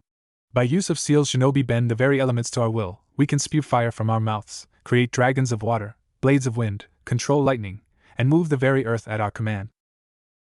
At these words, each of the teens gained wide eyes and began listening in earnest due to anticipation. Seeing this, Hinata began going through the seals slowly so that they could see them. The 12 basic seals are as follows: Tori or bird, Ai or boar, Inu or dog, Tatsu or dragon, Ashi or ox, Tora or tiger, Mi or snake, No or rat, Uma or horse, Saru or monkey, Yu or hare, and finally Hitsuji or ram. For now we will use Hitsuji as the focusing seal. With that, Hinata went about helping each of them with the forming of the seal. After she had placed their hands in the correct positions, she would have them doing it repetitively until they could do it right on the first try. Finally, after what seemed like forever but wasn't really all that long, everyone had the seal correct. Naruto and Tsunade sat calmly in what was known as the big house as the two sat chatting with Chiron. The centaur, as he was now known to the boy, was deeply impressed with how things worked in their native world. From what he could understand, the sole difference between the two worlds was that in one humans relied on technology while in the other they had focused on knowledge of self. Because of this, both had evolved differently. While one had advanced technologically, they had ended up damaging the planet as a result. On the other extreme, however, the planet as a whole was perfectly fine, but technology was limited. The conversation had grown due to the two of them approaching, asking if they could use some horses and wagons to do some shopping. It actually refreshed him to hear the question, as it took him back to the days when the world was simple and he didn't have to hide himself whenever he ventured into the world. He had also been pleasantly surprised by their currency. It had been a long time since he'd seen mortals use true gold and silver coins. Even more surprising were the jewels the boy kept in his possession, which were very rare in this world now, at least in the quality the boys held. At the moment, he was showing the two how to operate a laptop so they could do their shopping without actually having to travel the distance to the city. His thoughts, however, were broken as a new presence made itself known. "Well, it's good to see you all are getting along so well," stated a new voice. "Lady Aphrodite, what a pleasant surprise," said Chiron upon spotting her. He could see she was still in the new form he saw her in the day before, with the long bright red hair and violet eyes. It was actually kind of scary, as he'd never seen her take on a form that didn't completely destroy the concepts of beauty. This form, however, possessed an earthly beauty that in all honesty seemed far more real than any form he'd seen her in to date. "Kushina, it's good to see you. I suppose you have all the memories sorted out," stated Tsunade. "Hi, and it reminded me of dispelling too many Kagebunshin at once," said the woman with a grimace. "Well, then maybe you can stop this idiot from doing that. I swear one day he's gonna end up with irreparable brain damage if he keeps up," said Tsunade. "Come on, Tsuchan, I know better. I only dispel them en masse if they haven't learned anything. If I had them actually working, I'd dispel them 10 at a time at the most," said Naruto in defense. "So what are you up to?" questioned the goddess of love as she wrapped her son in a hug. "Shopping. We need furniture for the cabin Naruto-kun built last night if we're going to make it a decent home. Chiron-san suggested this method instead of going to city for now," explained Tsunade. "You built a cabin already?" questioned the goddess. "Mokutan comes in handy," said the boy with a chuckle. "Alright, so what do you need?" questioned Kushina. "Well, we have 4 bedrooms and need sets for each one. We need a living room set, and some shelves and a desk to set up the library," explained Naruto. "Library?" questioned Tsunade with a raised eyebrow. "After Pain's attack, I kept the contents of the Hokage's library sealed on me. Along with that is a copy of the Shinobi library, and the Senju and Uzumaki clan scrolls and libraries," explained Naruto, causing both women to blink. "That was actually pretty smart, Gaki," said Tsunade. "I know, which is why I thought of it. Still, I'm going to make a copy of the Hokage's library to send back to the village," said Naruto. "Alright, so it seems like everything you need will be pretty easy, though the library will be huge," said Kushina. "I know, which is why I plan to use seals so that the contents could be rotated in and out at our discretion. This would also give us room for seal work, so I guess it would be a workshop," explained Naruto. "Well, for that we'll need to order from different companies and have the shipments arrive on different days to avoid notice," said Chiron with a frown. "We'll need weapons too," said Tsunade with a frown, catching their attention. "Naruto is the only one that came with gear, as his body was sent how it was. When we were sent to him, all of us were in swimsuits," stated Tsunade, causing the boy's nose to bleed slightly at the memory. "That can be handled easily enough, as we make weapons here. As long as you have a template to use, we can have them done," said Chiron. "We'll also need new identities, as we don't exist in this world technically," said Naruto with a frown, catching the attention of all in the room. "I mean, sure, we don't technically need them, but we're not going to stay in this camp forever. We're going to venture out eventually, at least just to see what's out there.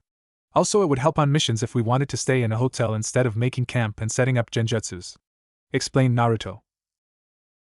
"That is a good idea. You'll also need to legitimize yourselves," stated Kushina. "I thought of that and came to a simple solution," said Naruto with a smirk. "Do you remember my first C-rank mission?" questioned the blonde, turning to Tsunade. "Tanami no Kuni?" questioned the woman, getting a nod. "Yes, if I recall correctly, you ran into Momochi Zabuza and had to save Kakashi from getting killed. It was something about some businessman trying to rule the country," said Tsunade. "Right, go to shipping to be precise. I thought about that for a long time and did some research into it as a genin. It was my backup plan in case the council tried something. In any case, we could start up a shipping company, or rather buy one out. That would legitimize us completely, and would take care of all of our needs for the future. We could even take it a step further and turn ourselves into a corporation. That way we could ship out our own product for free along with certain medical advances, anything we want really," explained Naruto calmly. "You thought of this at 12? Asked Chiron. "Yeah, I wasn't well liked in my village.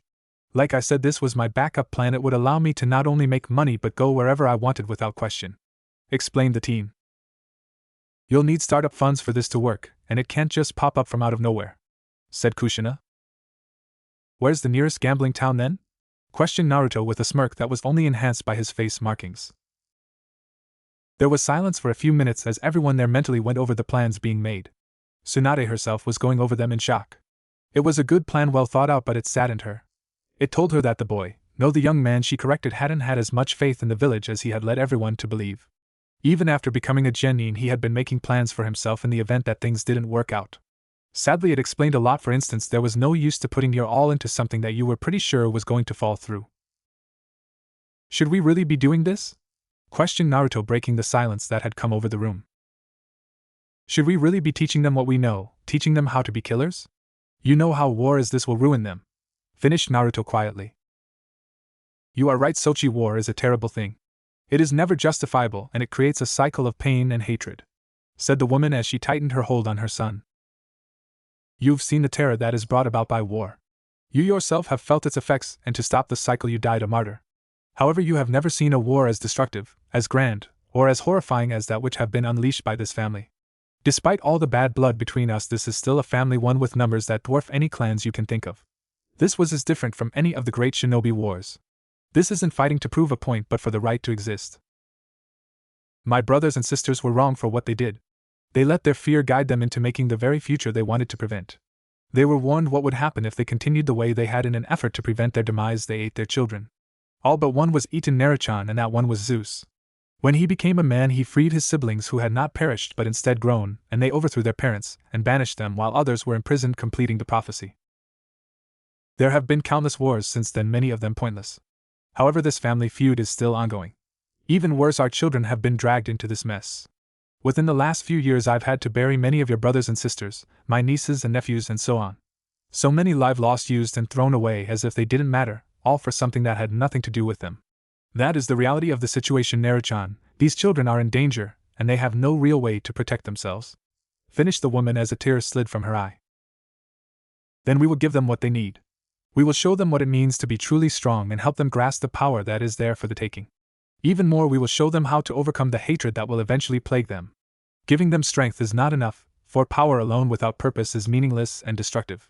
We will instill within them what will be needed to not only survive in the harshness of war but to flourish in every aspect of life. Just as Sarutobijiji taught me, they will be taught, and the will of fire will burn within their very souls." As Naruto finished, his eyes were glowing with both confidence and power, the likes of which the boy showed whenever he was truly determined. His eyes had come alive at last, and Tsunade could finally see the light that she'd seen in him when they first met, a light that had been missing when they had reunited within his mindscape. This was the man that had been named Rokudame Hokage, the man that had united the nations, ended the Fourth Great Shinobi War, and brought peace to their world. Chiron himself was amazed at the change that had come over the boy. However, it was something that he had seen before himself. He had seen it many times in short glimpses in many of the heroes he had trained over the centuries. He had even seen it recently in young Percy during the battle in New York for Olympus. However, he had never seen it so strong as he was seeing it in Naruto now. The sheer confidence and belief in oneself and one's goal, and not just the belief but knowing that things would work out. As well as the ability to instill confidence within others with one's words, to let them know everything would be fine because you would see to it. The most amazing thing, though, was that it was wafting off of one of Aphrodite's children. Aphrodite herself was proud. She could feel the change that had come over her son. Naruto was so much like Minato. He was a protector, that's what his strength was for. However, he and everyone he knew were either dead or immortal. He was in a new world and had no one to protect, no purpose for his strength. She had recognized his real question for what it was: why am I fighting, what is the purpose? She had given him a purpose, a real reason, not just to fight but for his continued existence. She could feel the subtle power he released and remembered it well, for it was the feeling that any Konoha shinobi had felt whenever the yellow flash had stepped onto the field of battle. The feeling of being protected and of knowing he would allow no more harm to befall you. It was why even now she was in love with Minato. So yes, she was proud her son had become a man, and one that both she and his father could be proud of. When Konohamaru had touched down beside Hinata, he found his new students all covered in a bit of sweat and panting. He actually smiled, being reminded of how he felt when he first tried and when he finally succeeded in accessing his chakra and became aware of the doors that had become open to him. With Hinata guiding them, however, he could tell that each of them had touched that power already, which wasn't at all surprising. After giving them a few minutes to gather their breath, he spoke up. "Alright, you guys, listen up," called the boy, catching their attention. "Now then, I hope you enjoyed your morning, 'cause the easy stuff is over now. It's my job to teach you guys how to fight. Now I know you lot are all okay with weapons, but you won't always have them or can't use them. Now this is where taijutsu comes in, which plainly put is hand-to-hand combat. I'm going to teach you the correct way to punch something, the correct way to kick something, where your center of balance is, and what it really means to fight. Before you ask, the reason you get me teaching this is because Hinata-san is an angel and would hold back too much. Tsunade-chan would make a crater with your body, and Naruto and I-san doesn't really know how to hold back in a fist fight. Taijutsu, however, is something my clan works on extensively before anything else is even touched. I, on the other hand, don't have the strength that Nai-san and Bei-chan have, and I'm not as nice as Nei-san. That said, the worst you'll get from me is broken bones and a concussion, but since Nei-san is here to heal you, that's nothing to worry about," finished the boy with a grin that showed off his new sharpened canines. Now, taijutsu itself is also an art form. Most people think it's all about kicking and punching, but that's wrong. Instead, taijutsu is about inflicting as much damage as possible to your enemy. It's not about kicking and punching, but how and where you kick or punch them. It's about strength and stamina and defeating your opponent. Despite the flashy jutsu that we love to throw around, or the complex illusions some people love to weave, it's taijutsu that finishes the battle 9 times out of 10. Jutsu take chakra and people only have a limited amount, as such it's taijutsu that really makes the difference. It's not good enough to just hit your opponent, you want to inflict damage and make them feel pain. You want to break bones and pierce organs and knock them the hell down or out long enough to either flee or finish them off. Now show me your stance so I can tell you what you're doing wrong. Things on Olympus were not going as they normally would. Most of the gods who called the place home were keeping to themselves, trying to fight off the monster headache that was accumulating lifetimes worth of knowledge. While there were some that had only seen the other world once or twice, there were others that had seen it multiple times. Zeus, for instance, was struggling to come to terms with several lifetimes worth of memories. Athena was coming to terms with her trips, Artemis had several of her own, Hera had a couple to deal with. The one with the most, however, was Ares, who'd had more than his fair share. Because of this, the majority of them were in decidedly bad moods. More often than not, they died in ways they were not thrilled about at all. Of course, with these new memories came new viewpoints that challenged the way they saw things. Artemis, for instance, had found that not all men were as bad as she thought, as she'd fallen in love on each of her trips and had large families. While hers weren't the most extreme, all of them had new memories to challenge their viewpoints, which actually forced them to see things from a different perspective. Though they had done so silently, they had all wondered why they would all be sent there, and not have a memory of the trip if it was meant to humble them. Now, however, they knew as it was worse receiving the experiences of several lifetimes instead of just one, which they could have easily ignored. Right now, however, several of them had gathered within the throne room, though not on purpose but rather in an effort to see the training of the children. They had been suitably impressed by Hinata's lesson and her method of teaching. However, watching young Konohamaru was an eye-opener. Even Ares was forced to admit the kid knew what he was talking about when it came to hand-to-hand combat, especially as he went about fixing flaws. However, they could also see, as just as he claimed he wasn't as kind as Hinata, as the boy had no problem tearing into them physically or verbally. Hearing him verbally slam Clarice about her form really hit Ares, who had thought her form was fine, which apparently it was for a street fight, but not for battle according to the boy. It was only as the memories of a shinobi battle came that they realized that the boy was speaking the truth. Still, none of them spoke as they watched the young boy throw their children around the small clearing to get his point across. Naruto calmly walked the beach that now made up his mindscape, still trying to get used to the place. After his conversation with his mother, Tsunade, and Chiron, he had determined that it was time to visit the place and retreated deep into the woods within the camp boundaries. As he walked the beach, he couldn't help but be thankful that none of them had seen what his mindscape had looked like before, as the sewer would not have won him any points. Still, this place was just that, new. He had known every twist and turn of the labyrinth that the sewer had been, and had no trouble ever finding what he was looking for. Now, however, he was having the hardest time he thought was possible. Sighing, the blonde took in a breath and let it out before plopping himself down into a meditative position. He was still for several long minutes before his eyes finally snapped open, revealing his usual blue eyes had changed, the irises turning yellow with bar-like pupils. Another change being the reddish-orange pigmentation around his eyes, the signature look of sage mode. Reaching out with his senses, he found that the girls were all spread about along the beach and within the mansion atop the mountain. However, what he was interested in he found within its base. Creating 2 clones, the blonde walked up to the base, finding a hole within the rock wall wide enough for Jiraiya to fit through like a doorway. Entering, he found himself walking along a well-lit path thanks mostly to the torches he could see lining each side of the walls. Deeper in, he could feel 4 powerful chakras, one he recognized as belonging to the Hachibi, while another felt like Kyuubi's, except there was a slight difference to it, while the other 2 he didn't recognize at all.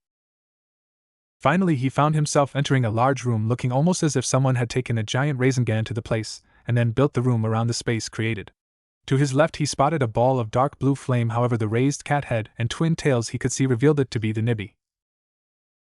"Enjoying your new surroundings?" questioned the teen, causing the beast to purr in what seemed to be content.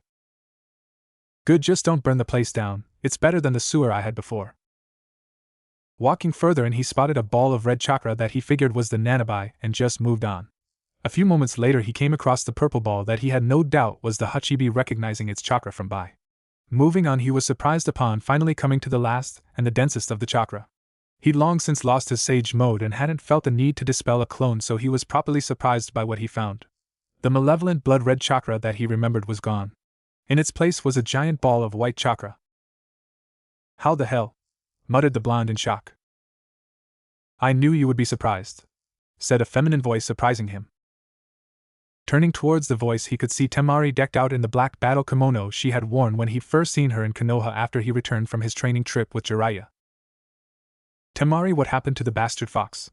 questioned the blonde, gesturing to the giant white chakra ball like he would when he was 12. "Well, Kirara felt that after everything that you've been through, the last thing you'd want to deal with was the bastard fox, as you so eloquently put it. So she gave you something new to work with, though I have no clue what you'll turn into. I know it won't be a fox. Until you claim it, though, you won't really be the Jubi," explained Temari. "Well, that explains why my chakra has been feeling off lately," muttered Naruto. It really did, as far as he was concerned. All his life he had 2 chakras battling for dominance within his body, his own and the Kyuubi's. That had gone until he had subdued the fox, and even then his control had still been shoddy. Now he had better control, but his chakra had been off, not as powerful as he knew it was supposed to be. "So what about the rest of you? Why didn't she change you guys' beast forms?" "She offered, but we declined actually. I feel connected to Gaara by becoming Shikaku. Tsunade is the slug Sannin, Konohamaru is a little monkey, and no one we know of has actually ever seen the original Jubi, so Hinata was fine with the form. Haku was fine with her form, as was the Mizukage, due to them being water elementals. As for those 3 back there, the Nibi will always be a cat since cats are connected to the underworld. The original Hachibi actually stuck with Bai, and the Nanabi was also changed to something different. Of course those 3 will be moot unless you find bodies for them," explained Temari. "Yeah, not happening. There will be no Bija ceiling," said Naruto, causing the blonde to roll her eyes. "Not what I meant. What I meant was if you use those 3 they'll need bodies. If you use humans they'll become Bija themselves to complete the set," explained Temari, getting a nod from the teen. "Right, let's do this then. I still have to get you girls out of my head after all," said Naruto with a smirk. With that he stepped within the giant chakra ball and sat down in a meditative pose, once more his hands folding into a ram's seal almost immediately. After a few moments the chakra ball reacted, coming alive and swirling around him. As she watched it, Temari could see the ball was getting smaller by the second, though not fast at all, and you wouldn't even notice if you didn't have ninja observation skills. For Naruto the process was exhilarating. He could feel the strength of his chakra not only returning but increasing by leaps and bounds. As one, all activity within the camp stopped, as it seemed the world around them had come alive. Everyone looked up as dark clouds suddenly covered the skies over the camp, as streaks of lightning and claps of thunder sounded out. In the next instant a heavy wind picked up and it began to rain heavily, not even starting with the standard drizzle but with an immediate heavy downpour. However, everyone noted that it was mostly focused over the woods. "What the hell is going on?" demanded Talia as she looked into the direction of the woods. "How in the world could it start raining like this out of nowhere? Hell, it's not even possible for it to rain here unless we allow it," said Clarice, having stopped in her latest charge at Konohamaru. "This isn't just simple rain or even a regular storm, it's a tempest," stated Annabeth with a frown. "It's sure not regular. Can you guys feel the power pouring out of the woods?" questioned Percy. "Naruto-kun is amazing, isn't he?" said Hinata, her active Byakugan, looking over in the direction of the woods and all. "That's Nai-san. It feels nothing like the power he used to put out," exclaimed Konohamaru in shock. "It feels like Daddy," said Tyson, shocking most of the teens. "It does, but different at the same time," said Percy with a frown. "It feels kind of like my dad too," said Talia after a moment. Well, they're his grandparents, so that shouldn't be much of a surprise that it seems similar, said Annabeth thoughtfully. So this is the power of the Jubi, it's already dwarfed mine. Plus it lacks the pure malice that his old chakra had, said Konohamaru. On Olympus the power could also be felt so much so that even the minor gods had come to see what it was. Even Poseidon had risen from his own home's construction so that he could see. Unlike others, however, they could look down directly upon the source of the massive power. What they saw, however, was a sight many were sure they would always remember. As they looked, they could see the blonde roar, his face turning towards the heavens, pupils slit, and irises turned gold. His hands had turned to claws that looked rather vicious, his canine teeth had lengthened and turned into pure fangs, while his whisker-like markings had thickened considerably. That, however, was just a start, as in the next instant lightning actually struck him, and he roared a sound that echoed across all of Olympus, primal and powerful. As the smoke kicked up by the lightning cleared, it revealed a massive beast about twice the size of a full-grown horse with 10 sweeping tails in the blonde's place. The beast continued to roar for several more minutes before the power died and Naruto returned to his human form, passed out.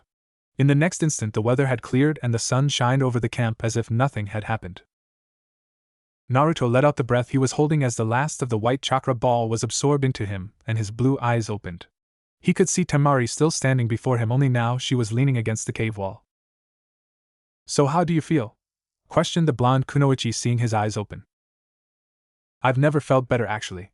I've never felt my chakra so calm, but I've never felt so much power, not even when channeling the fox's chakra, said Naruto with a sigh, closing his eyes once more and leaning against the wall, though he was now standing. His eyes were closed for only a few seconds before they snapped open, looking right into a pair of mischievous dark green eyes barely a few inches from his own. From her position pressed against him, Temari smirked that cocky smirk she was known for just before planting her lips on his own in a deep kiss. After nearly a minute the kiss broke, leaving the two breathing slightly more heavily.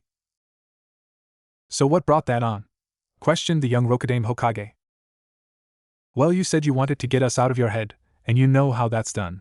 Besides, I've wanted to do this ever since you helped bring Gaara back. Warning lemon ahead. With those words she descended upon him once more, this time mouths opened and tongues met in a tentatively gazing each other before they commenced to do battle. Naruto quickly won out, his tongue diving into her mouth. Temari moaned as she soon found firm hands cupping her rear, at least before their positions were reversed, and she found her back pressed up against the wall. The two blondes panted as the kiss broke, as Naruto took the moment to descend to her neck with Temari bearing it for him. At the same time neither had let their hands remain idle, as both were busy roaming the other's body. Temari moaned as he hit a sweet spot on her neck, and one of her hands fumbled with the zipper of his pants before she managed to undo it. At the same time Naruto had managed to untie her obi, allowing her kimono to come open, showing she was bare beneath it. Let's skip the foreplay. I'm already wet for you, so just fuck me, said Temari, nearly breathless from his assault on her neck. Naruto grunted in response, picking her up by her rear and pinning her back against the cave wall. Temari didn't waste a moment, wrapping her legs around his waist and reaching down to guide him in. Naruto slid in slowly, both of them hissing as the sensations hit them until he bottomed out. Temari gasped as she felt him fully settle within her core, going far deeper than anyone had ever ventured inside of her.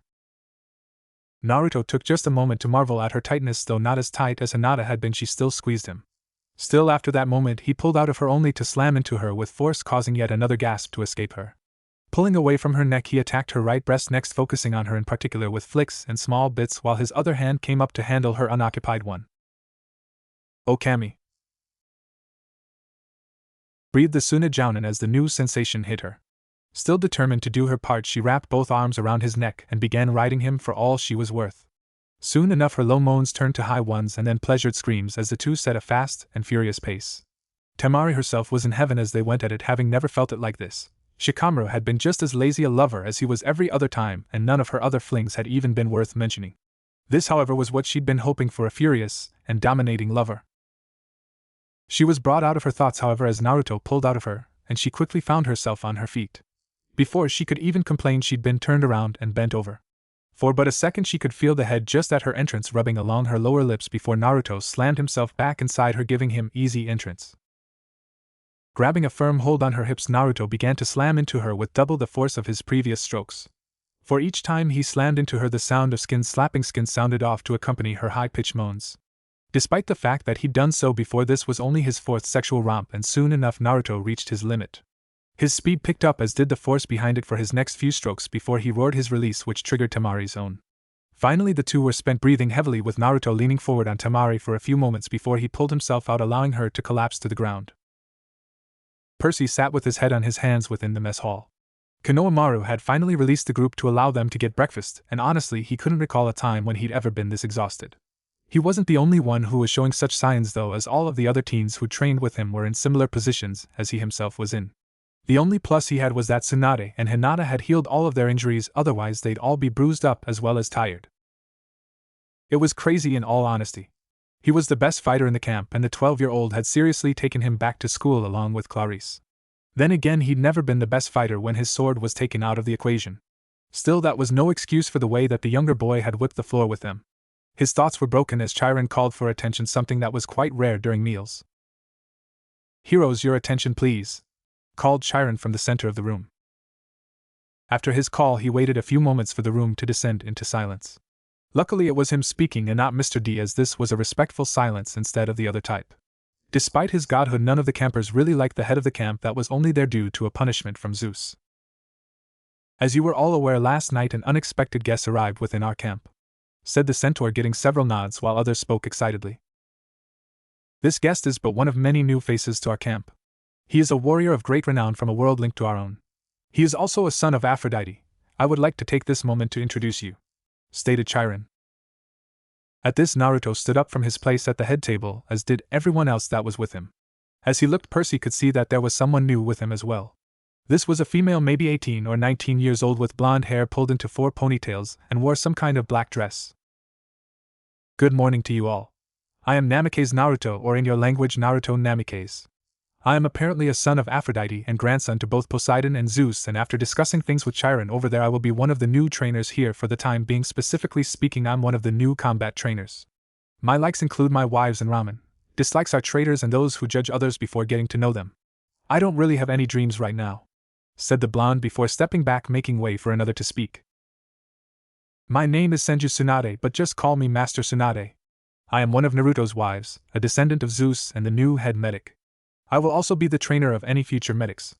My likes are sake and dislikes are those who tried to keep me from it," stated Tsunade before stepping away. "My name would be Hinata Hyuga in your language. I am one of Naruto's wives. I'm the daughter of Artemis, a descendant of Zeus and Tsunade Shisho's assistant," said Hinata before stepping back. "I am Sabaku no Temari, but just call me Temari. I am one of Naruto's wives and one of the new combat trainers," said the Wind Mistress. "Okay, I'm Sarutobi Konohamaru. You guys can just call me Konohamaru though. I'm a descendant of Hephaestus, and for the moment I'll be your hand-to-hand combat trainer until you guys earn the right to move up to Nii-san's training," said Konohamaru, motioning to Naruto. "Aren't you all kind of young for trainers?" questioned one of the Ares campers.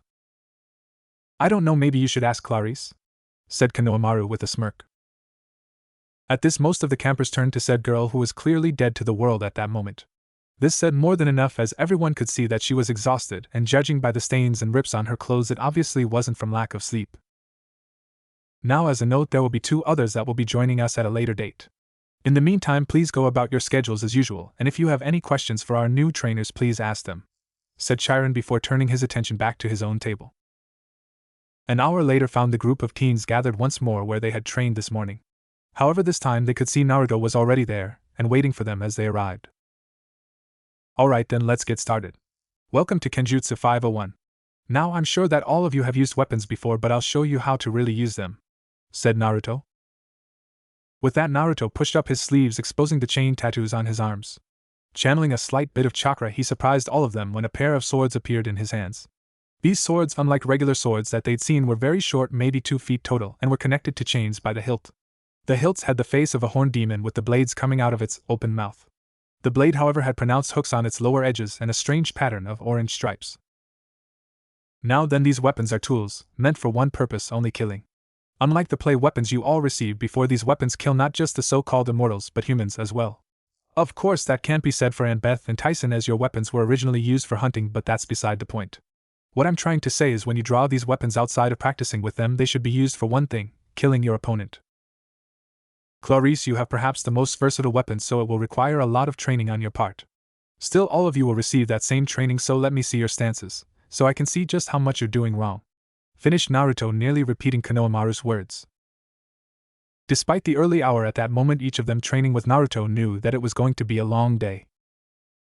Of all the gods and goddesses that held a throne on Mount Olympus, Aphrodite is the most powerful. Despite the fact that Zeus is the king of Olympus, even he realized that Aphrodite could quite easily seize control if she ever felt inclined to do so. As a goddess, her domain was love, beauty, pleasure, and sexuality, and using just two of those dominions, she could render even the gods themselves powerless against her charms. It was because of this very real fear that Zeus had married her off to Hephaestus, who nobody believed was an actual threat. Despite this, however, Aphrodite had held more lovers than any of the other gods simply due to the fact that she did not love her husband. Of the gods, she had taken 4 of them as lovers previously, they being Hermes, Dionysus, Ares, and even Poseidon. Of them all, Ares was her favorite, to whom she'd birthed 9 children, compared to the 4 by Hermes and Dionysus respectively, and the single child she'd had for Poseidon. She had many mortal lovers who had eventually risen to fame or raised children who did. However, of all of her lovers, both god and mortal, it was the man that had claimed Kushina that she now held the most passion for. Namikaze Minato.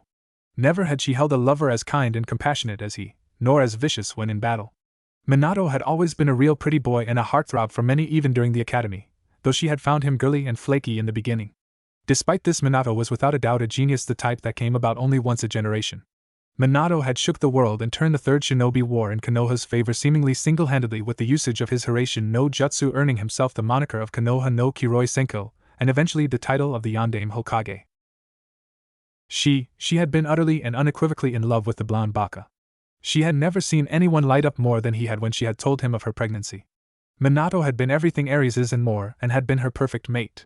The man had been not only kind but held the perfect mind for their work, being calm, collected, and highly perceptive, well aware of the terror he invoked in his foes and secretly tortured by it, and the things he'd done to develop that reputation. It was amazing that just the absorption of that small facet of herself that was Kushina that the goddess found herself in love all over again, to the point that she was now even ignoring her present consorts. Once again she had many children, more than any other goddess for certain. However, her favorite was Naruto, who she was now taking her chance to spend as much time with as possible, and when not with him, she was watching him or speaking with those who knew him growing up. She had found that Naruto had grown exactly as she and Minato had envisioned him to be, even without the support he should have had when growing up. According to Tsunade, the boy had been a lot like she had been as a child, but eventually, as he was tested, slowly began to become the person that he was today, now a mix of his parents and personality. As a shinobi, however, his record was quite impressive despite his rocky start due to the efforts of his teachers at the academy, and by the time he was 16 he was Hokage himself, beating his father, who had not been granted the title until his mid-20s. This had only been backed up by his ability to turn enemies into allies thanks to his ability to charm speak even if he wasn't actively doing it, and in fact didn't even know about the ability. The fact that he possessed the ability when as Kushina she had held none of her godly powers or even memories of them was astonishing. That he used his abilities only to help others actually had her swell with maternal pride, something she felt quite rarely. At the same time, the experiences of Kushina and the knowledge of what Naruto had been put through had forced her to look at some of her own actions over the years, and she now found a sense of shame where once there had been pride. "My lady?" came a voice pulling her from her thoughts. Glancing towards the voice, she was greeted to the sight of one of her handmaidens. She was slender in shape and stood at a height of about 5 feet 9 inches with dark chocolate skin and long ebony hair that fell down her back to her waist. She wore no shoes and her top left both arms bare and her large C-cup breast exposed, while her only real covering was the tie-on skirt that she wore. Her name was Cleo, a once aspiring model who she had recruited into her service by seduction. "Yes," greeted the goddess, finally acknowledging the woman's presence. "Does something trouble you?" questioned the woman, getting a raised eyebrow from the goddess. "Forgive me for speaking out of turn, but you have been within this room for days, and if not here then at the camp, the girls are worried," explained the woman. At this news the goddess frowned momentarily before motioning the woman forward. Cleo, taking the cue, climbed up on the bed and stalked towards her slowly, and at another signal lied herself down, after which the goddess embraced her, their bare breasts meeting each other, which the goddess ignored. "How long have you been in my service, dear?" questioned the goddess. "Since I was 15, nearly 5 years now, my lady," answered Cleo. "You have come to know me well in that time. A few days ago one of my children arrived in the camp. After he did, so many memories that I had not received came to me. I have found that I am no longer attracted to Ares," said the goddess. "Is this why you've taken this new form?" questioned Cleo. "Indeed, I feel more comfortable in this form, and as a secret between us, my hair was originally red," explained the goddess. "It suits you well, my lady," said Cleo. Now then, as you have been with me for so long, perhaps you can show me what you've learned in that time, said Aphrodite. Gladly, my lady, said Cleo, moving up so that their lips would meet. As the sun rose up on another day, the selected heroes of Camp Half-Blood were in the middle of an assigned run around the camp consisting of several laps, each of them panting heavily and covered in sweat from the day's work. Watching them at work and idly cleaning her nails with a sabon, Tamari would admit, if only to herself, that she took a small bit of sadistic pleasure at their tortured-looking faces. However, she still found them lacking in most practical areas. While their fighting styles were good for the type of battles they'd faced in the past, she'd found serious flaws within their styles, and if she could see that, she was sure that the others could see it as well. Over the last few days, the group had settled into a rhythm of sorts. The group as a whole would wake up and Hinata would cook, teaching the others how to do so as she went, while Naruto would head outside for a morning training session with Konohamaru. After the two had finished, they'd wash off and the group would eat breakfast before heading out to meet their new minions for their own training. She and Hinata would handle the morning sessions, as it was all theoretical knowledge, before Konohamaru took over with the taijutsu portion. Meanwhile, Naruto would seclude himself within their new library space, where he was learning advanced fuinjutsu from his mother. Following this portion of the day, they would head over to the mess hall for the big breakfast before returning to the field, where Naruto would take over with the weapons training before Tsunade handled the chakra control training. After that, the campers had the rest of the day to do what they pleased, while the rest of them went about setting up their new place. Somehow, despite the fact that they had only been here for less than a week, the furniture they had wanted had all arrived. Naruto and Konohamaru had been forced to do the majority of the legwork as the girls went about telling them what to do until everything was to their liking. While most would have complained with the amount of shadow clones the two had made for the job, it hadn't actually taken all that long to complete and go on about their new lives. Seeing them dragging, Tamari whipped her fan around and sent a burst of wind sailing at them, which immediately caused them to speed up. While this was going on, Tsunade was also busy overseeing some training of her own. She, however, was currently training the members of Cabin 7 in the healing arts. Seeing as the cabin members were all children of Apollo, they were naturally gifted in the arts. She was actually even more thankful that Naruto had thought to copy the contents of the libraries, as she had made sure the Hokage's library contained all the medical knowledge the village had access to in case she had needed it. She unfortunately had to start from scratch with them, however, as though they were natural healers, they honestly had no idea what they were actually doing. In fact, from what she had learned, they relied more on ambrosia than actual healing, which as far as she was concerned was more like a soldier pill than anything else. At the core of her being, she was an Irionin, and damn proud of it, and if there was one thing that she couldn't stand, it was half-assed healing. When she had first returned to Konoha, she had seen so much of that she had basically restructured the entire hospital. Everyone on staff had been forced to undergo more training. This was essentially the same as what she was doing here and now, only in this instance she was forcing them to learn everything they had neglected in favor of their quick fixes. There was a reason she was known as the greatest healer to ever live in her land, and that was because not only had she mastered the techniques of regular doctors, but had used that to take the effectiveness of an Irionin to entirely new heights. She commanded so much respect within the field that she could go into any hospital or medical center and work as if she ran the place. As such, she required the same dedication from any medic that she had put forth, especially from her students. At the moment, if anyone outside of those that lived within the cabin saw the inside, they would swear that they had accidentally entered cabin 6, which belonged to the children of Athena, and not that of the children of Apollo. Books and scrolls covered the place, burying nearly all of them in work, even the head counselor, while Salas had his head buried within the pages of a book. Of course, it was the theoretical portion of the work that would take the most time, the book work as it were. The practical hands-on experience would go by much quicker, but it would have to wait until she was sufficiently satisfied with their knowledge on the subject. Naruto was overwhelmed by the scene that surrounded him. The strange metal contraptions that were called automobiles were all around him, as were buildings that seemed to be made of nothing but metal and glass that stood so high they touched the clouds. A sea of people moved all around on asphalt walkways, and the roads had been paved over as well. The air was disgusting to his nose, and there was very little natural energy around to even speak of, much less to enter sage mode with. He watched in fascination as Chiron was lowered onto the ground on a ramp that had folded out of the back of the van that had transported them while he sat in a wheelchair. Watching Chiron move the electric wheelchair, Naruto followed after him, while the man he called Argus lifted the ramp back up, as he would be staying with the van.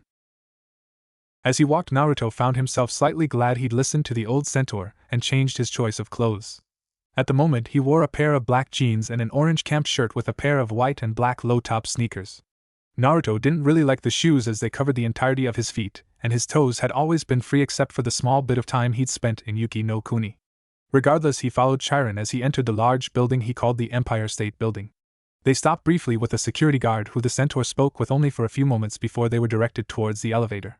As they entered the elevator, Naruto followed Chirin's direction and punched in a section above the buttons, causing it to glow before the elevator began moving. As I informed you earlier, Olympus is located on the 600th floor, a place mortals cannot access, spoke Chirin as soon as they began their ascent. For several minutes Naruto held the railing in the back of the elevator tightly, hoping that the large metal death rat did not suddenly remember it was supposed to be under the influence of gravity. In the meantime, they busied themselves with a short conversation which Chirin used to distract himself from the bad elevator music and Naruto from the fact he was trapped within a metal box. As the doors finally opened, they found themselves in front of a stone walkway situated high in the sky, connected to a mountain that sat perched upon a cloud with nothing beneath to support it. As they crossed the distance of the bridge, Chirin pulled himself out of the chair, revealing himself in full form. Chirin led the way, guiding Naruto to the Hall of the Gods at a casual pace, both of them noting that the place was undergoing some serious reconstruction. As they reached the room, they found the gods themselves already in attendance. Looking around, he could see that there were 14 thrones in attendance, each with a god sitting upon it, positioned so that they resembled an upside-down U. At the head sat Zeus, still in his pinstriped suite. His throne was a simple one made of pure platinum. To the right sat Poseidon, seated in a throne that looked more like a fishing chair. It was made of gray/green-white streaked marble. The arms themselves looked like sea beasts, and the throne decorated with coral, gold ships and pears, while also containing a built-in holster for his trident. Seated on his side was Ares, whose throne was made of leather and chrome with large human-shaped skulls decorating the arms. Next was Apollo, whose throne was made of pure gold with inscriptions written all over it, and above it sat a sun disk, while the back of the throne was shaped like a lyre. Next was Hephaestus, whose throne looked more like a lazy boy covered with bronze and silver gears. Next was Hermes, whose throne was made of gray rock with rams' heads on the arms. Finally, beside him was Dionysus in a throne made of grapevines, and on Zeus's left sat Hades on a throne made of black onyx and decorated with wailing human skulls. Seated on his side was Hera, whose throne was made of ivory with pictures of a willow and peacocks decorating it. Next was Hestia, still looking like an 8-year-old girl, the form she'd been in when Percy introduced him to her the previous night. Her throne was also simple looking, appearing to have been made with white stone, the arms of which rose up to resemble flames. Next was Demeter, who was woven out of apple tree branches, wheat stalks, and dried grass. Seated beside her was Athena, whose throne was silver with golden basket work on the front and sides, while above it sat a crown of violets. Next was Artemis, whose throne is made out pure silver. It has 2 date palms on the back, with full moons above. Finally was his mother's Aphrodite's throne is silver and inlaid with aquamarines, beryl, and other precious stones. The back is shaped like a large seashell and the seat is made from soft swan down. However, his mother also appeared different than what he usually saw her, as if only slightly. Her hair, which usually hung down, was tied in a braid that fell into her lap.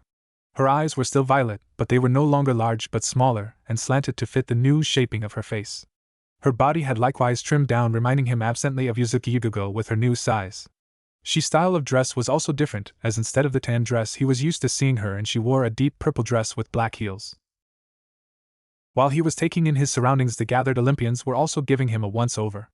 At Chiron's direction, he had changed his clothes to something that would blend much more easily than what he was used to. He now wore a pair of black loose-fitting jeans and one of the orange camp t-shirts and a pair of white and black sneakers. Around his neck dangled the Shodai's necklace, and he finished the look with a waist-length leather jacket that he wore open. "Your arrival has brought with it much for us to think about," stated Zeus in a tone of voice that Chiron was not used to hearing from him. "It has taken time for us to sort through all of the memories, some of us more than others, but after doing so it has been decided that a few changes must take place," finished the Lord of the Sky. "However, before we get to that, we would like to know of your life," stated Hestia. "Didn't Tsunade already go over this?" questioned the blonde with a raised eyebrow. "What she gave us was a brief summary sticking to major points, as you well know.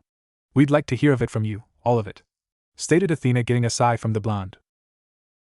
"Very well, in order to understand I'll have to take you to the beginning, October 10th, a little over 16 years ago."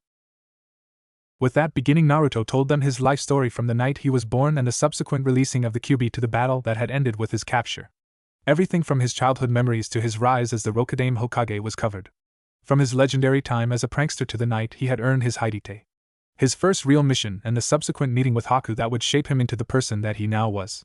The Chunin exam and his fight against Niji for Hinata's honor. His first meeting with Gaara and the battle that had forged their friendship. He spoke of his first meeting with Tsunade and Shizen and the bet that would make her Hokage. His first meeting with Koiki and the freeing of Yuki no Kuni and Sasuke's betrayal and their battle at the Valley of the End.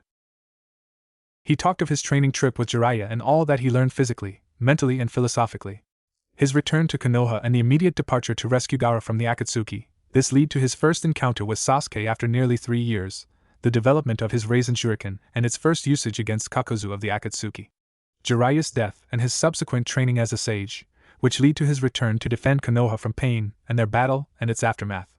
He told how he crashed the meeting of Hai no Kuni's higher-ups just in time to prevent Danzo from being elected Hokage and instead to have him ousted as a traitor for his actions that eventually lead to the attack made by Pain while he himself was named interim Hokage.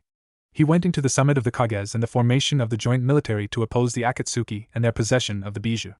His training with Bee on the island Turtle and his confrontation with his darker half at the Falls of Truth and even his battle against the Kyuubi itself, which ended with him separating it from its chakra. He told them of his discovery of the Mokuton, which he could only use by drawing on Kurama's Yang chakra. He told of his emergence into the Fourth Great Shinobi War and his brief battle with the Yondaime Reikage.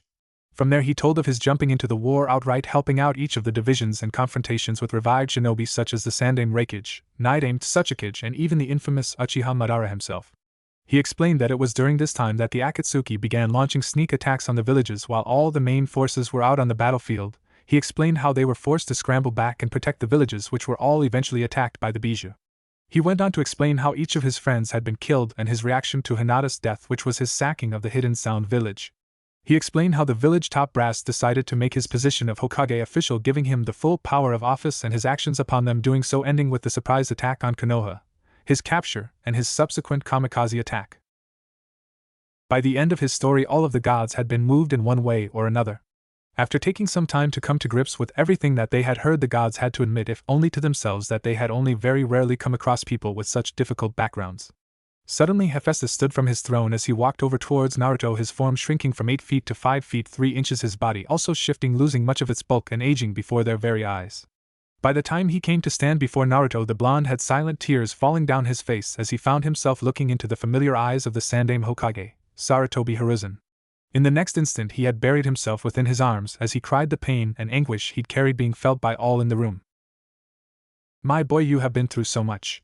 But I am so proud of the man you have become. You have surpassed all my expectations of you," said the god as he held the teen. "How is this possible, you used the Shikifuen?" said the blonde, pulling back to look at him. "It is possible because I exist in both worlds, Namikaze Naruto," came a new voice. Turning towards the voice, they were greeted to the sight of a lean yet muscular man with a regal face and honey-gold eyes. He had shoulder-length black hair and skin the color of teakwood, while a pair angel-like wings were on his back, shimmering between blue, purple, and black in color. He wore a sandy brown sleeveless shirt with matching pants held up by a brown leather belt. In the next instant he transformed his form, becoming much larger and transparent, his clothing changing into a large white kimono, and his skin turning a dark purple, his hair becoming spiky and white with a pair of red horns sticking out of it. Immediately Naruto moved back to put some distance between them and balanced himself on his toes, showing he was ready to move at the drop of a hat. "Shinigami," said the blonde, narrowing his eyes. "Calm yourself," he said, easily shifting back into his previous form. "Though mortal, your soul is no longer within my jurisdiction, for upon your death you shall truly become the 10 Tails," he finished. "Thanatos, I haven't seen you in quite a while," stated Zeus. "Yes, Hades Skyped me about your discussion earlier, and I've come to give my answer," explained the god of death. "Before that, allow us to explain the situation," said Hestia, getting a nod from Thanatos, who stepped back. "Chiron, while pleased with the result of the recent battle, many of us have come to believe that in order for the children to survive, their training will need to be intensified," said Athena. "Are you saying I am not capable?" questioned Chiron. "Of course not. No one is putting your skills as a teacher in question. Every Greek hero of note was trained by you at one point or another, and as long as you wish it so, that will continue," stated Poseidon. "The purpose of this meeting is to decide the new direction the camp shall go," explained Dionysus. "New direction?" questioned Chiron. "Indeed, as if my current suffering isn't enough with the new influx, the council has voted that we restructure a bit," explained the god of wine. "I take it that direction has something to do with me," said Naruto. "Indeed, we have watched a few of your training sessions, and after the integration of our own memories, agree that the current skills the campers have is not enough to up their chances for survival," stated Athena. "Also, after the stunt Clarice pulled, it has been decided the campers as a whole should be more disciplined," said Hestia. "Yeah, I heard about that. I'd have charged her with insubordination and made her chase Tora for the next 3 months for a start," stated Naruto, seriously causing Hephaestus to shudder in his seat. The point is, abandoning the war like she did just to prove her point was disastrous. If not for the trick pulled by Silena, the children of Ares would have never come, stated Hestia. In short, we want to prevent another episode such as that from occurring again, stated Athena. That is where I come in, as I will be providing a new trainer, stated Thanatos. So you found someone willing, said Hades, to do it. Yes, in exchange they ask two things. Firstly, they would like to remain a permanent trainer, stated Thanatos. Permanent? Questioned Zeus. Indeed, he's grown quite bored as of late apparently. Or it could just be getting too crowded for his liking, stated the god of death with a shrug. And the second? Questioned Artemis. He is quite proud of his people and requests that from now on the campers be recognized as members of that group. He understands that includes all the campers? Questioned Dionysus. Yes, this would include you as well, young Naruto. He feels there is much to teach you, said Thanatos. Who is this trainer that they would know even of my son? Questioned Aphrodite. He is an ancestor of Naruto's whom I'm sure you know quite well. However, I'll save the surprise for later, just know that he is willing to help, said Thanatos, causing her eyes to narrow. Very well then. Naruto, I have a gift for you, consider it my way for making up for missing 16 birthdays. Her eyes flashed, and suddenly a mallet appeared hovering before him. Looking it over, he saw that was a deep red with silver breeches and connected a leather handle that dangled off the end. The head itself, however, was bronze instead of metal. Grabbing hold of it with one hand, he was surprised when almost immediately it fell towards the ground and he had to strain just to keep it from embedding itself in. Hearing his mother laughing, he slowly eased it down so that it rested head first on the ground. As you can see, it's incredibly heavy. The reason for this is so that you will have to build up your strength in order to use it. The 3 elder Cyclops made this as a favor to me. As you can tell, it is made of celestial bronze and as such will not hurt any mortal. I won't go into detail about what it can do, as you can find out from other campers just by telling them its name, I'm sure, explained the goddess. Looking, he could see that its name was written in the strange writing that Kratos' scroll had been written in, which he'd since learned was called Greek. He could see the writing along the left side of the head, which said Kappa Alpha Alpha Iota Gamma Delta Alpha. For a few moments the letters floated around before settling in a way he could read it. Tempest, said Naruto after a moment.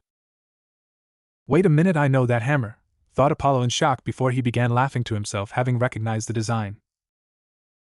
Now then, why don't you put that away until later? Said Aphrodite.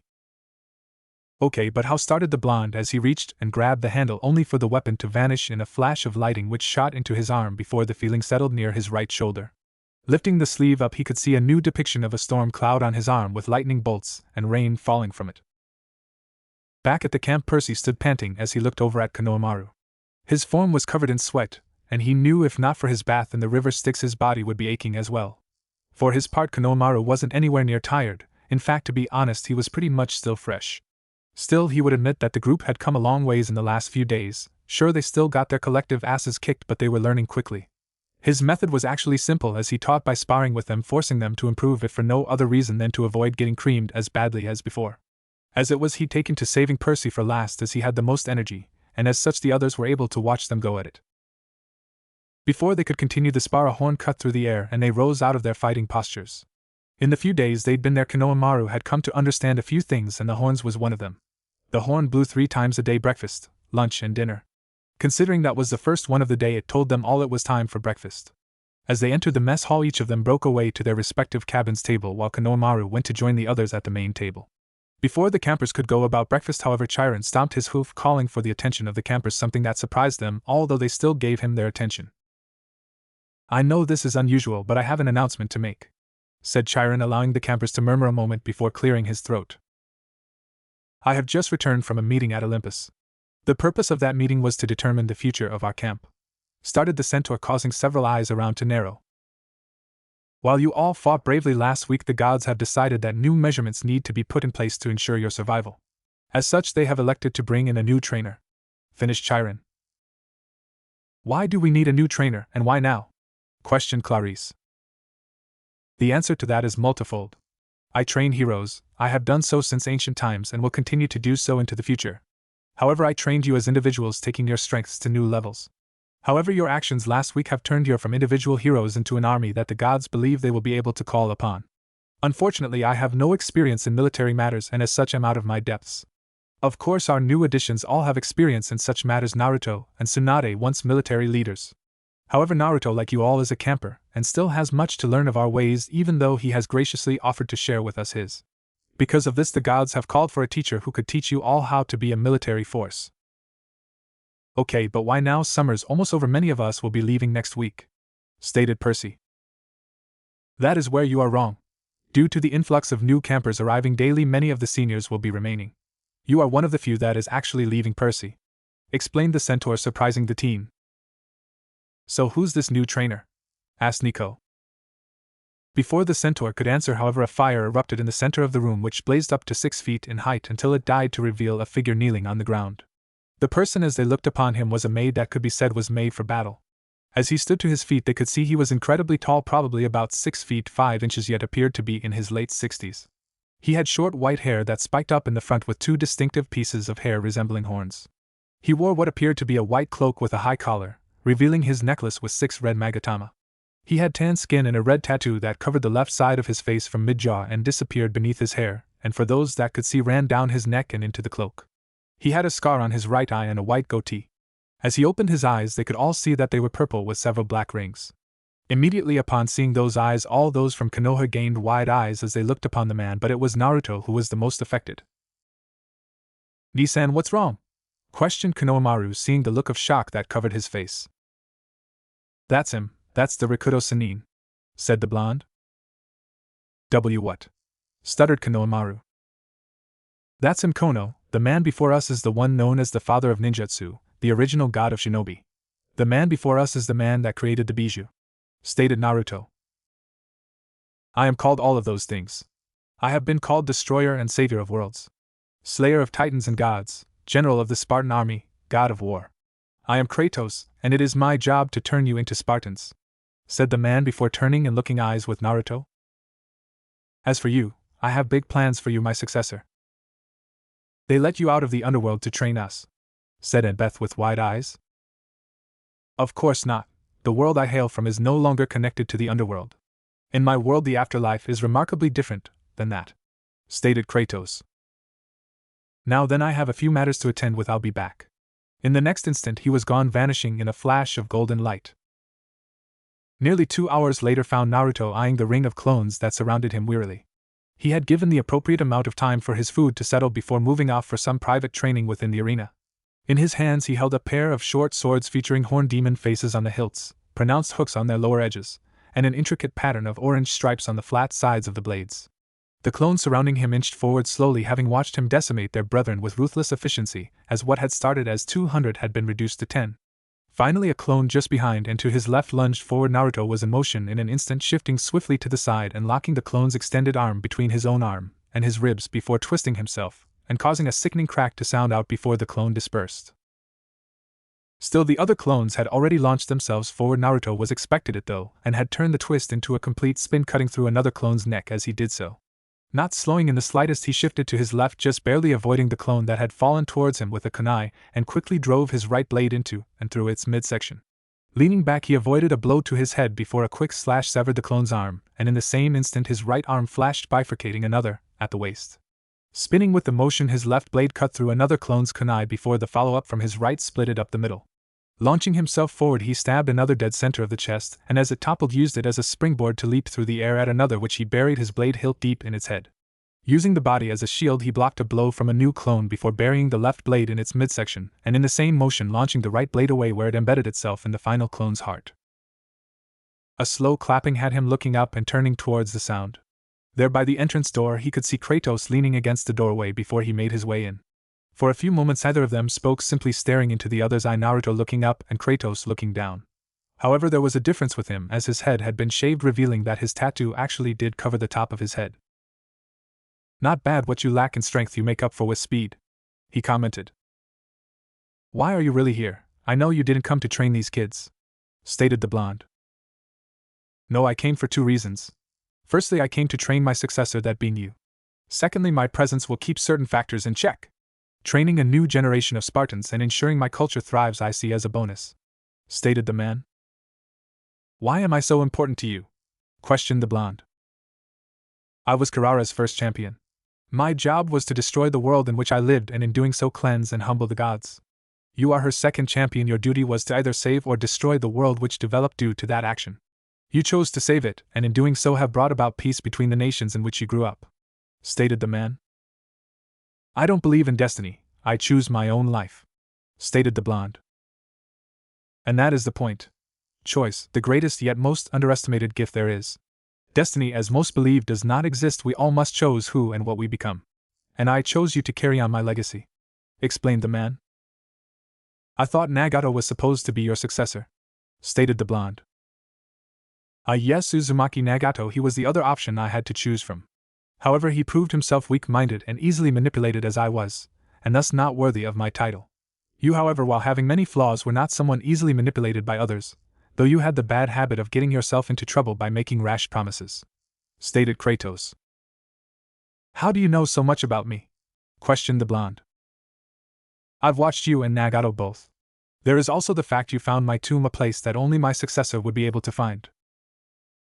"So what now?" questioned the teen. "Now you learn all that we have to teach you. The one you called Horizon taught you of loyalty, and Jiraiya taught you to be a shinobi. I will take you to the highest level. However, before that you must come to terms with who you are." Then, faster than Naruto could react, Kratos had moved and slammed a ball of energy through his stomach.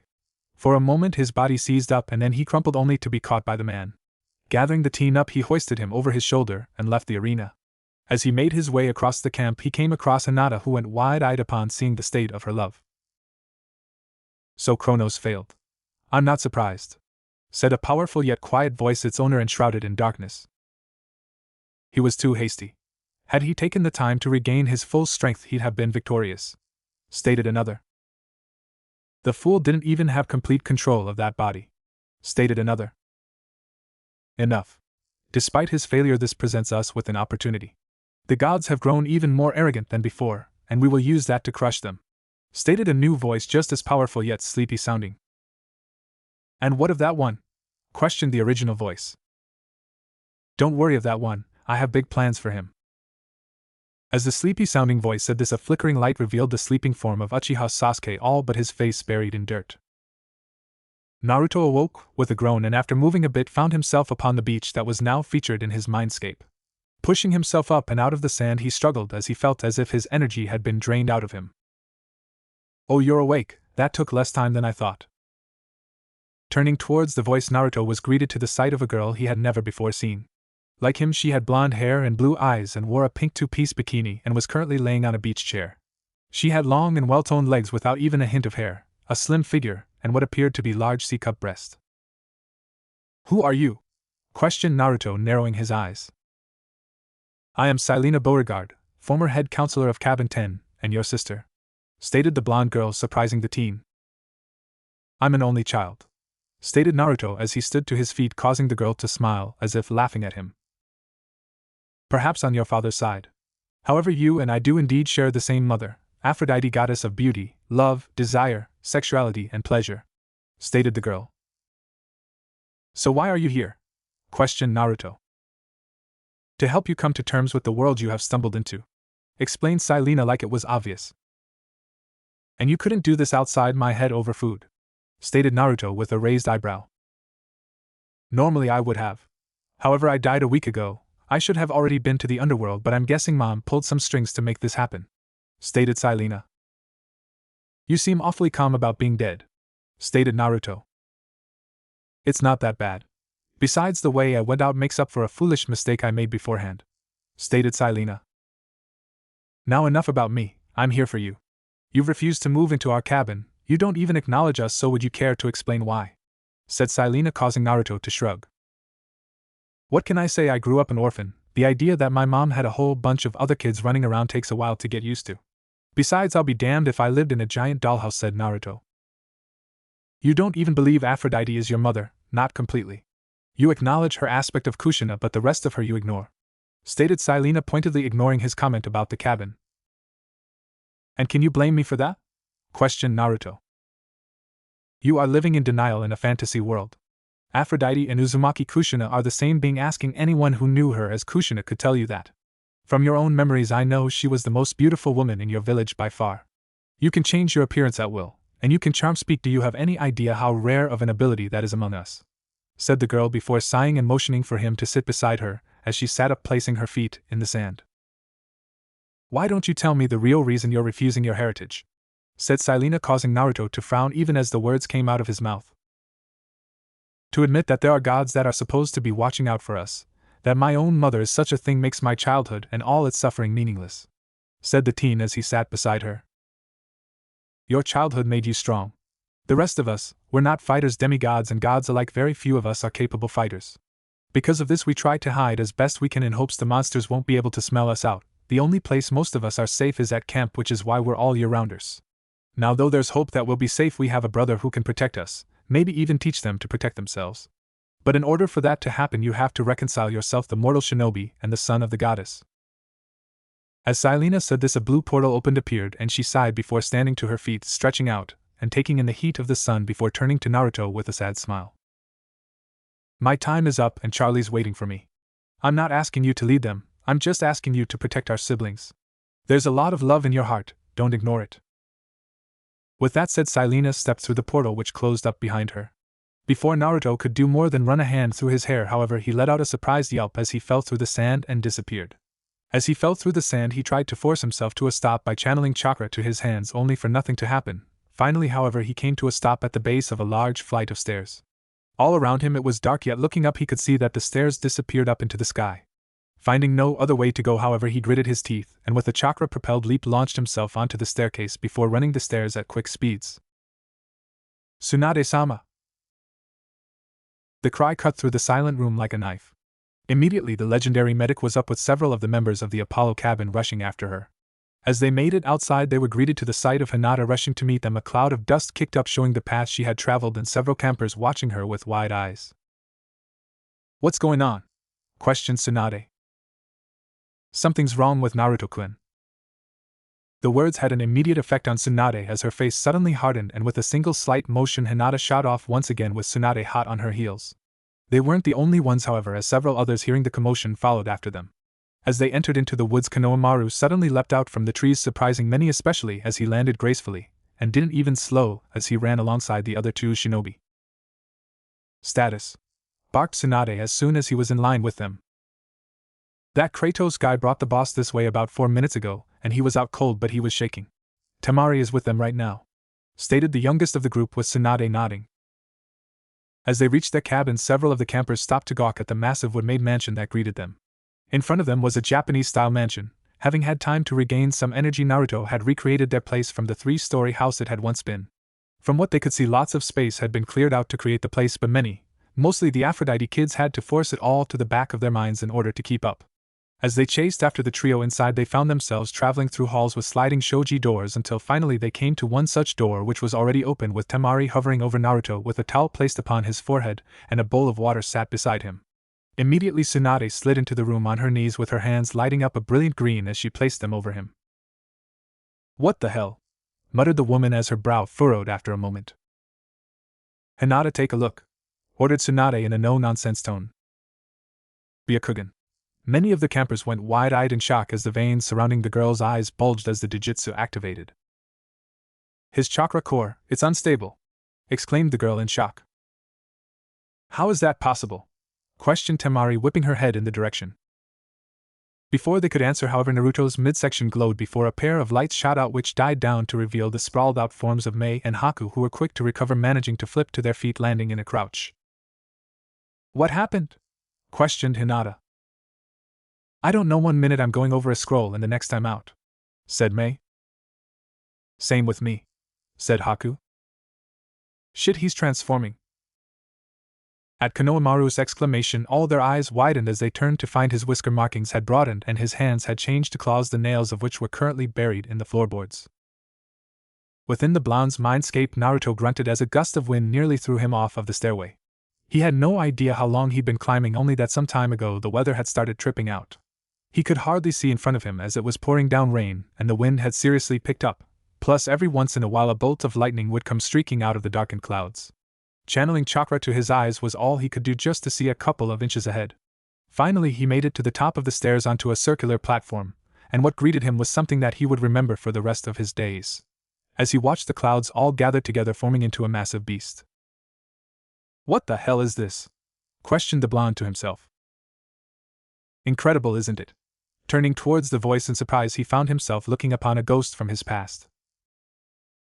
Beside him was a man of perhaps 6 feet in height with red hair that fell down to his back, covering the right side of his face, leaving only a single Rinnegan eye to be seen. Yes, he knew the man, maybe not well, but the two of them were connected students who had studied under the same master, and had really only met each other once, though it was a memorable meeting. "Nagato," acknowledged the blonde, getting a brief smile from the man before they both turned back to the beast. "Normally I'd ask how you got here, but right now I don't think it's all that important," stated Naruto, eyeing the still-forming beast. "You realize you can't fight it, not without being ripped to pieces," stated Nagato seriously. "The thought had crossed my mind, but I don't think it's here for a nice chat," said Naruto. As they watched the head still slowly forming, they could see a familiar set of Rinnegan eyes appear and look down upon them, causing Naruto to gulp. The Rinnegan was truly a fearsome jujutsu, and the fact that such a powerful creature had it was giving him different thoughts about fighting. "So that's what this is," stated Nagato, catching the blonde's attention. "Huh?" questioned the teen as intelligently as he knew. "When I died reviving Konoha's citizens, I had sent the last of my energy into you. That is how I am able to have this form here. It was my intention to awaken the Rinnegan code hidden within your genetics. That beast there appears to be all of your power given physical form," stated Nagato. Outside of the blonde and surrounding his body, Tsunade, Hinata, Temari, Mei and Haku had formed a barrier that was currently surrounding the teen after his body had released a gust of wind that had tossed them all back. This was the scene Kratos and Chiron, the latter in his wheelchair, came upon as they entered. What did you do?" snarled Tsunade, glaring at Kratos yet not budging from her position, enforcing the barrier. "I forced him to come to terms with himself," stated Kratos with a shrug. "What are you talking about?" questioned Konohamaru, flexing his fingers anxiously. "I have watched him his entire life, and I know when he is acting a part. He hadn't accepted any of this. Once again, he does not believe in gods. He has suffered for everything all his life and been betrayed by the one he thought of as his brother. At this point he was only playing along as if he was in a dream. I've forced him to acknowledge the reality of his situation," explained Kratos. "Okay, but why is his core destabilized?" questioned Tsunade. "Because he hasn't accepted his own power. Without doing so, it was only a matter of time until it ripped him apart from the inside out. Hopefully she was able to get through to him," said Kratos. "She? Who the hell is she? We're all out here," said Mei angrily. "She would be his sister, the only one who could understand his situation," stated Kratos. "Silena," said Temari, shocking several of the campers. "What?" questioned Tsunade. "That was the name he said right before you guys got here," explained Temari. "Yes, Silena Beauregard. Thanatos let me borrow her for a few moments to help with him." As Kratos said this, he ignored the muttering being done by the campers behind him. "I hope you're right about this," stated Naruto. "You need to let go and embrace this," stated Nagato. "Even still, this is a big one even for me," stated Naruto with a bead of sweat falling down his forehead. "Are you not the Rokudame Hokage, the same person who I gave my life for, who faced down the Kyuubi? That person didn't fear anything." Naruto froze as he heard those words. As he did, he went back over everything in his life and had to admit he had been fearless. Whether that was out of ignorance or blind faith in his ability was up for grabs. He had never but once questioned himself, and that one time was only momentarily before he was snapped out of his funk. Cheyenne had told him he would die, and he'd actually laughed, same with Kyuubi and every other threat that had come after him. So what, he just nearly died and had Kurama extracted from him? Big deal, he'd had the last laugh, hadn't he? So what, his mom turned out to be a goddess and had a bunch of kids. He'd always wanted a family anyway, and now he had one. He wasn't alone anymore. With his thoughts, his stance shifted and his features hardened as he began to walk with a purpose towards the funneling clouds that had very nearly finished their transformation. As he walked, a gust of wind was sent at him only for him to walk right through it. Lightning struck only for him to sweat it aside as his own eyes changed blue, changing into a light purple color with a ripple-like pattern developing into them. As he moved forward, Nagato smiled before his form dissolved. Unknowing of this, the blonde glared up into the giant eyes that looked down upon him. "I am the son of Namikaze Minato and the goddess Aphrodite, otherwise known as Uzumaki Kushina. I am the Gama Sennin, the man known as the Kami no Erasure, and the Rokudame Hokage. I am Namikaze Uzumaki Naruto, and I will not allow my own power to kill me." With that exclamation, golden spike-headed chains burst out from his torso and up into the clouds, wrapping themselves quickly around each of the now solidified limbs as well as the torso before dragging it back towards Naruto and into his torso. As the clouds hit him, lightning and all, Naruto roared, and the storm around him raged even harder in response as a literal tornado shot up around him with arcs of lightning shooting through it before dying down to reveal the panting form of the blonde on his knees. "Is it over?" questioned one of the campers after a few moments of silence. All of them in attendance had witnessed the blonde as he arched himself and roared into a company that thunder boomed and the air howled as a storm kicked up out of nowhere before he had settled back down. Now he was just lying there, no longer shaking, and seemed to be just sleeping. "He's stabilized, but he seems different somehow," said Hinata after reactivating her Byakugan. "His coils are badly stressed, but they're healing far quicker than normal, but his chakra is much more potent now," said Tsunade. "Good, it was a success. As for the rest of you, make the most of the remainder of your day. Boot camp starts tomorrow morning 6 am. Percy, and Beth, Talia, Clarice, and Nico, you will lead them through what you've learned the last few days," stated Kratos. "I suppose we should take this time to come up with a new schedule then," stated Chiron as the campers filed out, led by Hinata so they wouldn't get lost, though all of them still talking about what they'd witnessed. Percy panted heavily as he stood unsteadily atop the water and eyed the red-headed woman across from him, doing the same as if the liquid was solid ground. It had been several days since the woman had made her appearance within a beam of light from Naruto's stomach of all places. Though Naruto had yet to awaken, the training the camp went through had not only continued but intensified. True to Kratos' word, boot camp had indeed started and every camper was involved. While most of the camp was learning the basics of chakra, Percy was one of the few people who was doing more advanced training. The woman Terumi, as she was called, had revealed herself to have been the Godame Mizukage and had taken it upon herself to teach him advanced skills. The two of them spent 6 hours together from 5 to 9 in the morning before breaking for breakfast and then continuing from 10 to 12. After this point he was basically free to do whatever he wanted. While at first it seemed hectic, he had to admit he was learning quite a bit. In just a few days' time he had learned to do things with water that he never even thought of, such as making clones and sharks out of the substance, plus she was also teaching him how to detect the presence of others using the ripples of the water so that if needed he could fight blind. He didn't have to worry about teaching the swordsmanship class, as Kratos was training the entire camp himself by use of clones. However, that didn't mean that he wasn't actively learning anything else, as he had begun learning how to use a spear and Kratos was determined to teach him how to use the bow and arrows. Chiron had also finally gotten around to helping him manipulate the mist, which he'd always wanted to learn to do. Of course, he wasn't the only one learning new things from what he could glean from Talia. The few times they'd spoken, Hinata had begun teaching her and the hunters some of the tricks she'd learned as a tracker. As summer was once again coming to an end, he found himself struggling on whether or not he would remain for the year or head home and thus to school for the next year. He knew that he should stay and help out with the new influx of campers, but he had been told that they would be taken care of. Chiron had told him that he had already done enough. It was due solely to him that the gods were now claiming their children regularly, and they had been arriving in droves, from all over the country and even from outside the country. Even children of minor gods were arriving with cabins being constructed for them. Already they had added 4 new cabins, one for Hades, Iris, Hypnos, and one for Nemesis. Every year he always had trouble deciding if he would return home or stay at camp, and like every year he found himself waiting until the last minute to make up his mind. He had also finally made it through a year in one school without getting kicked out, and this would be the first time he would have a return year should he return home. Such thoughts, however, were put on hold as the sound of a horn blowing cut through the air, and both he and his teacher prepared to head to the mess hall for breakfast.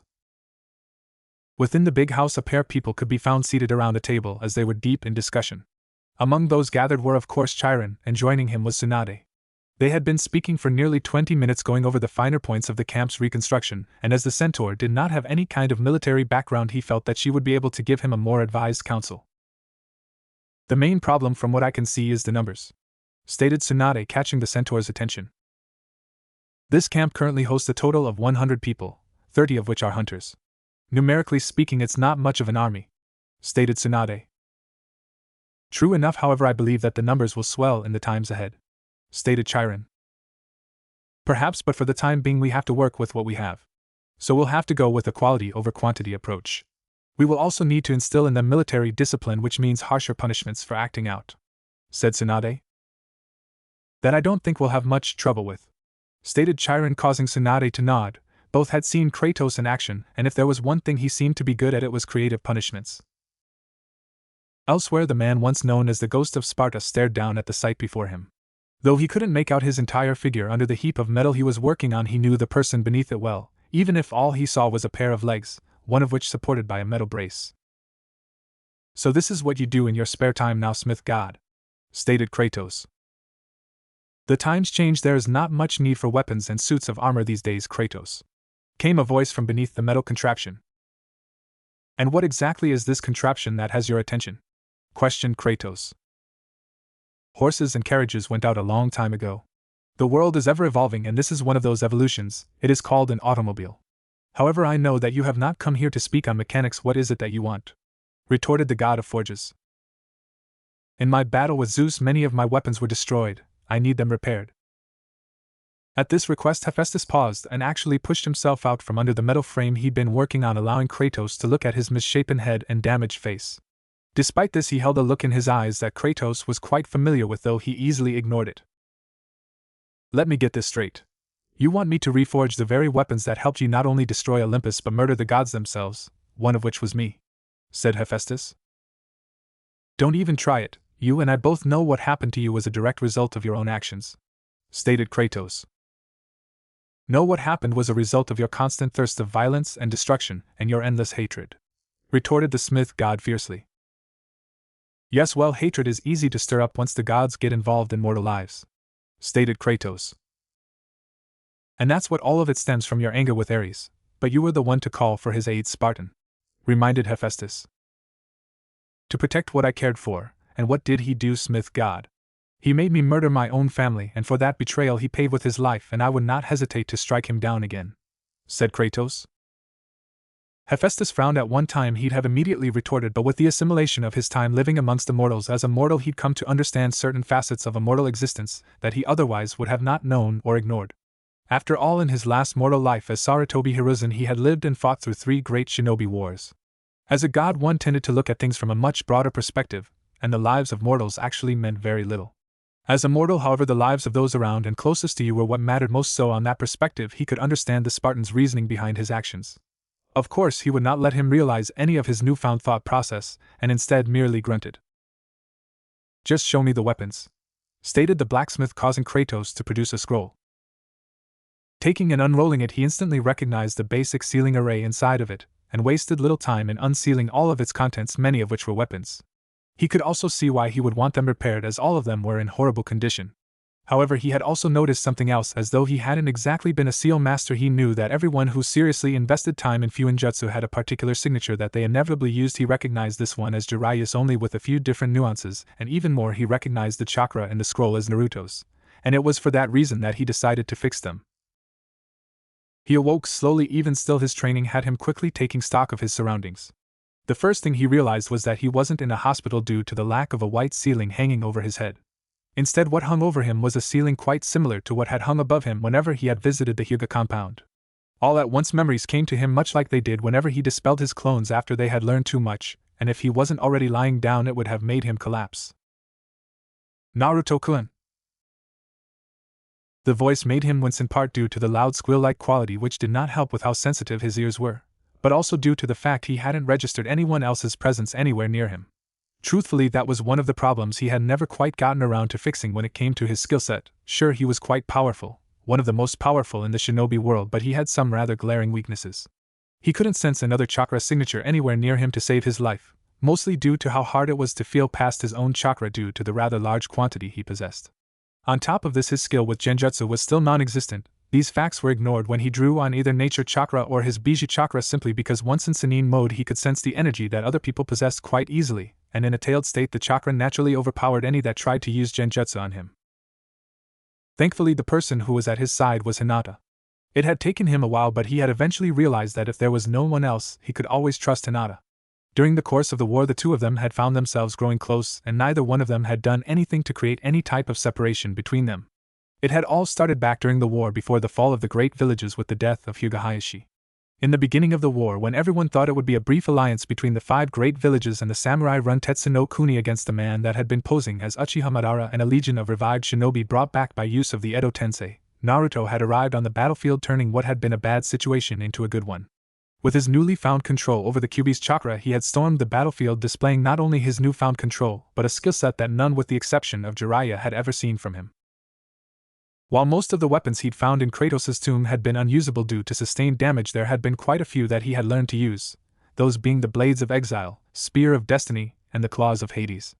While he had learned to fight using each type of weapon that had been hidden there for the most part, it had been those three he had used during the war and to great effect. The most effective weapon had been the claws, as any of the zombies he'd fought using them against had not been able to rise again. For a while things had looked up with their numbers and his abilities to combat not only the Bijou but the undead. Everything had been going their way, and then he had struck Uchiha Madara.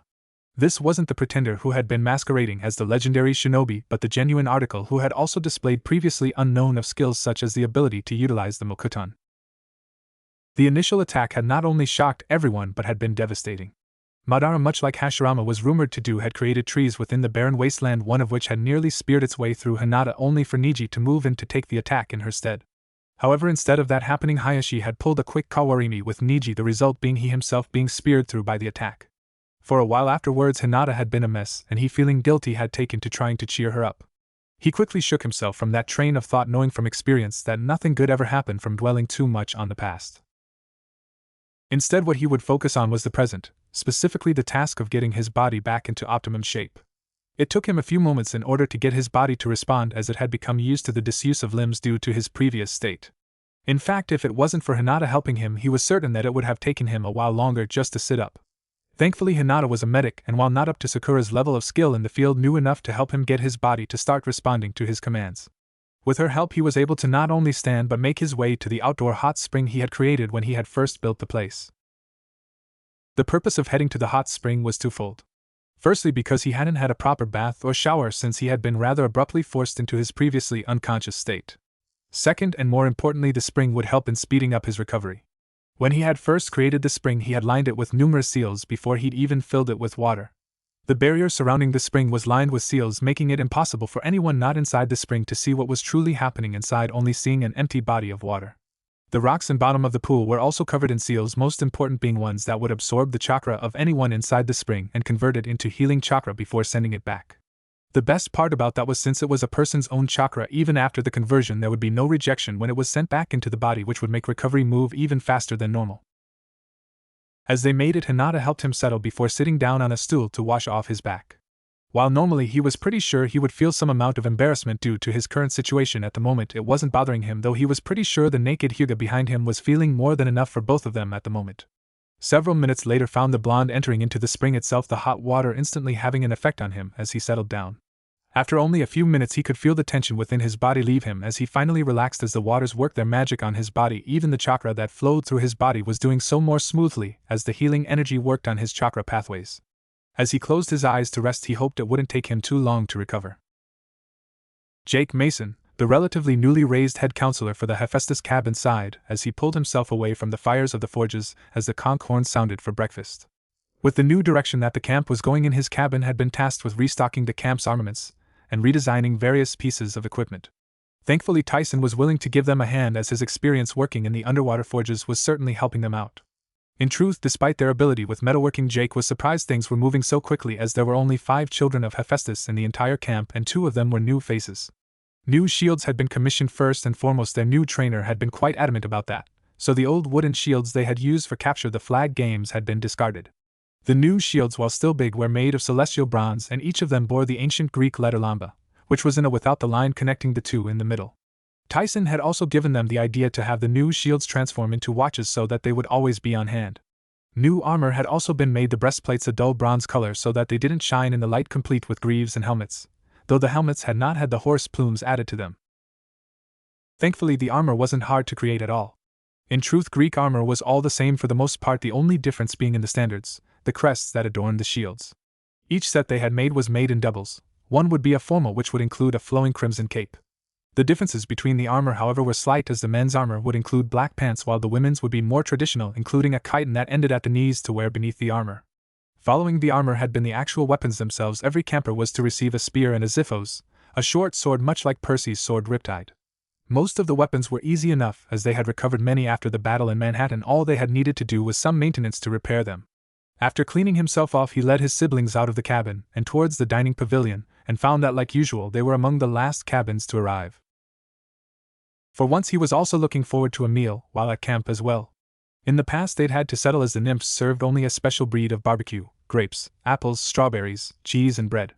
In the time since the strange group had showed up a little over a week ago, they had begun serving other types of foods as well. His thoughts on the matter were cut off as he noticed the pavilion had gone quiet and several people had turned their attention to a position off to his side.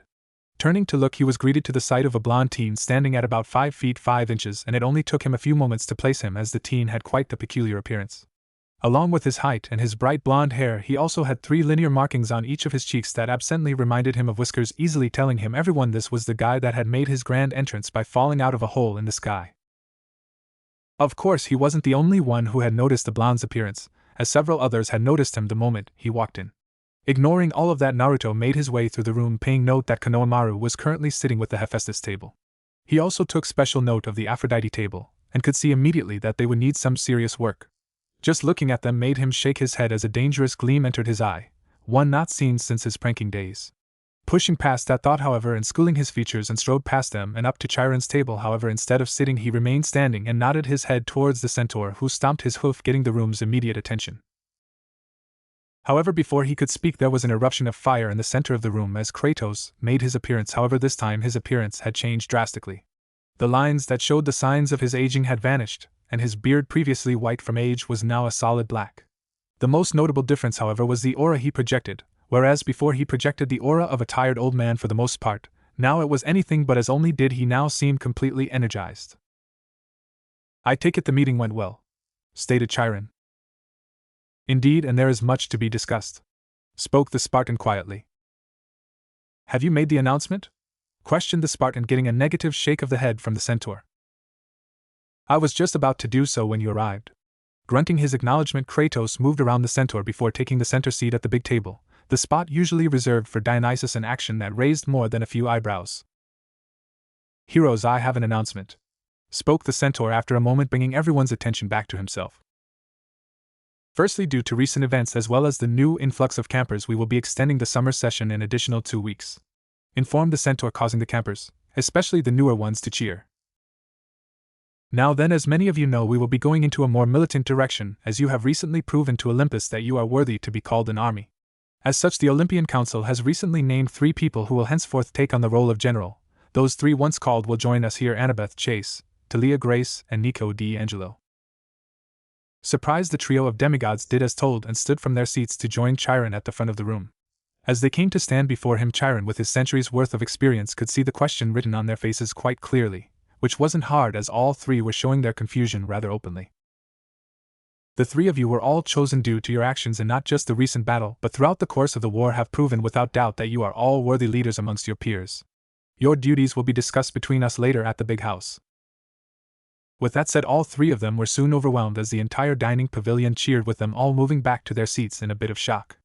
This was especially true for Nico, who had not only just become a full member of the camp, but had also just been granted a cabin of his own as well as a table to go with it. As they all seated themselves, Kratos took that moment to stand from his seat, the action immediately pulling attention to him. "Now that that is out of the way, I will deliver the last few announcements from the council. Firstly, you should know that Dionysus will not be returning, as Zeus has found what he feels is a more befitting punishment for him. While Chiron will remain as your activities director, I am now the camp director."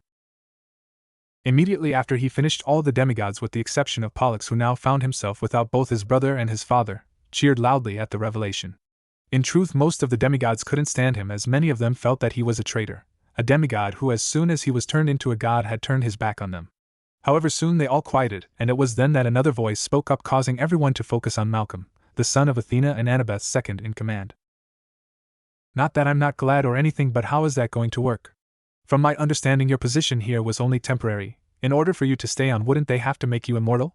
questioned the teen, causing the bald warrior to sigh. "They restored your powers," came Naruto's voice, surprising everyone as many had forgotten he was there. "Correct. Not only have I had my full power restored, but I have been granted my position once more as god of war," stated Kratos, causing an immediate hush and gaining the attention of all of the demigods, especially the children of Ares. "What this means is that there are now 3 major war gods: Ares, Athena, and myself. Whereas Ares